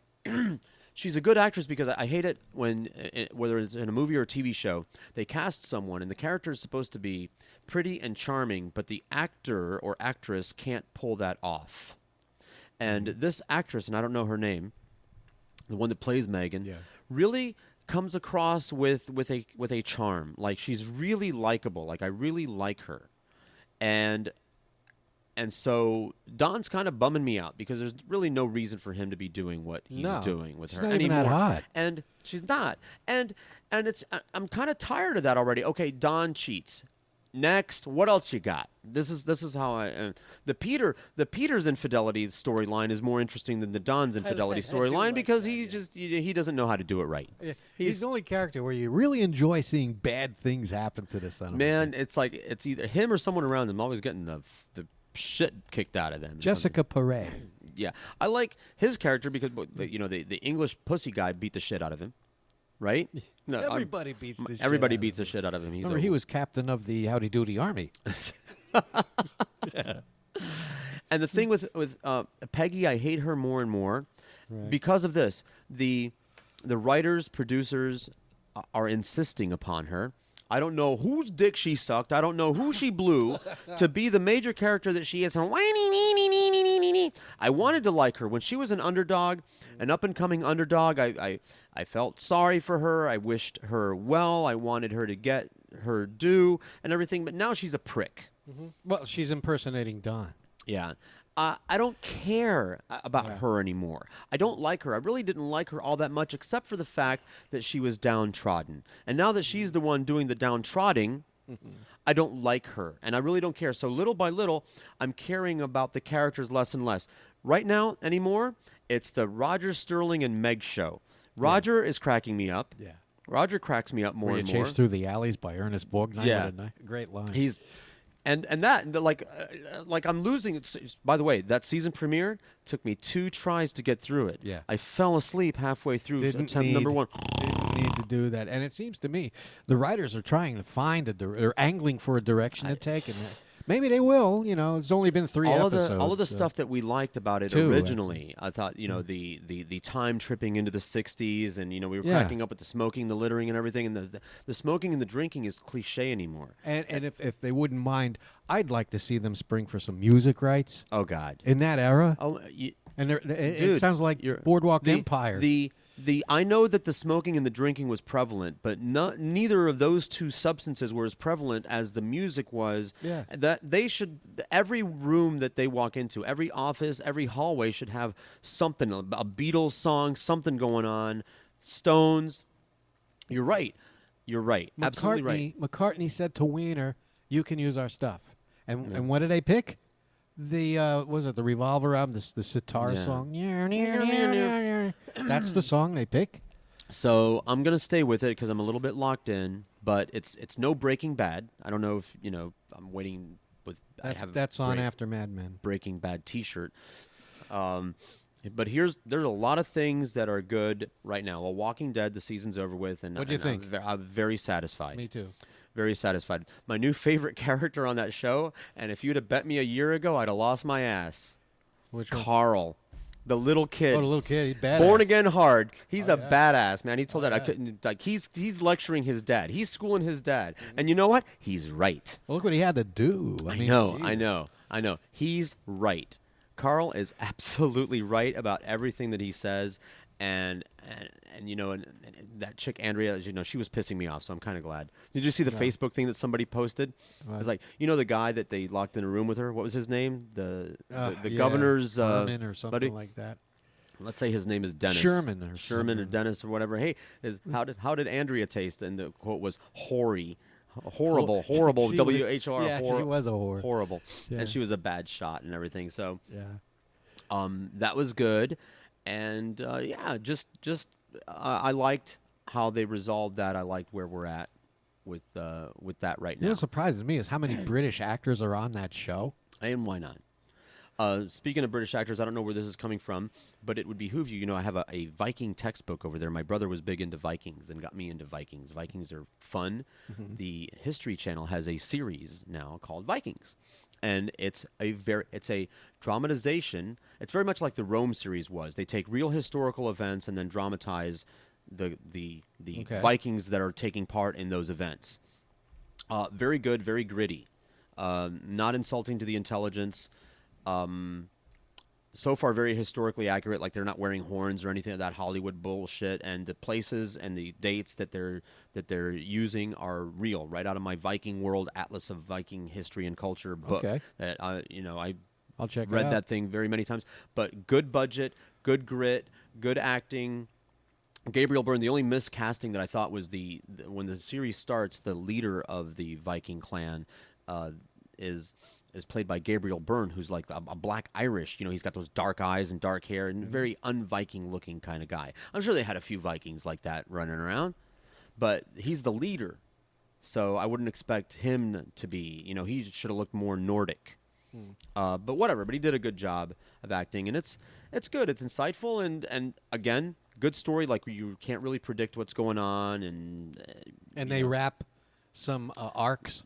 Oh yeah, because I appreciate that more than anything. Anymore. Mad Men's not wrapping anything right now. That's why, and said like The Shield came up in discussion yesterday during John Etch and the Sports Heads. Perfect series from scene one, from the opening credit of the very first one to the closing credits of the last one. Perfection all the way through. Breaking Bad is looking like that. It's looking like it's gonna. I saw Lincoln.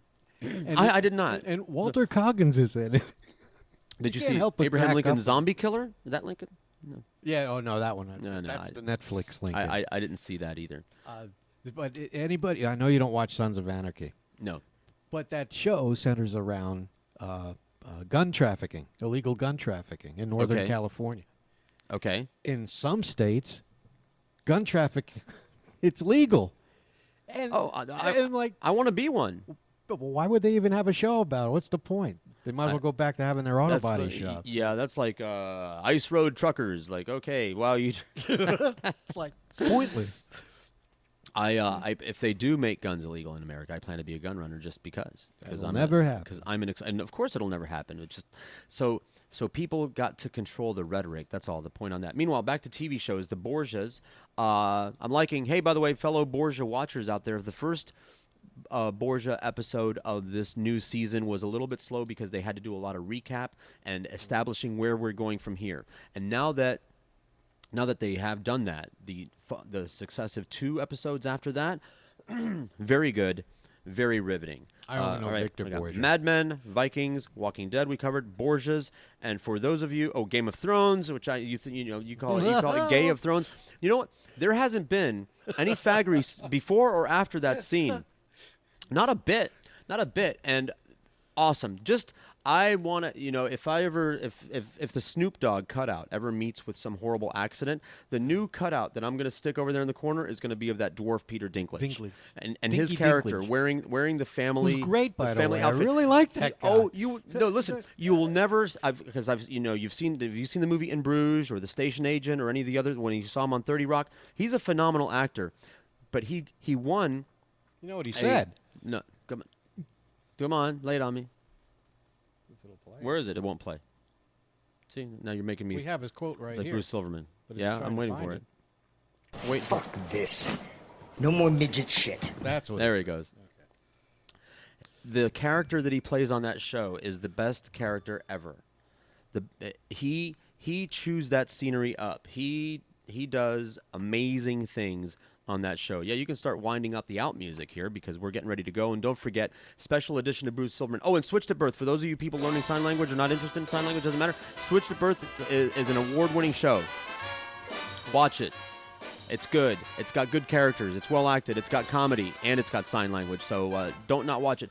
Bruce Silverman coming up next, and then JJ and Sam with a special edition of Post Time from 4 to 6. We're going to have continuous coverage of the, what are we calling it? Boston Bomber Manhunt. All day long on SoFloRadio.com.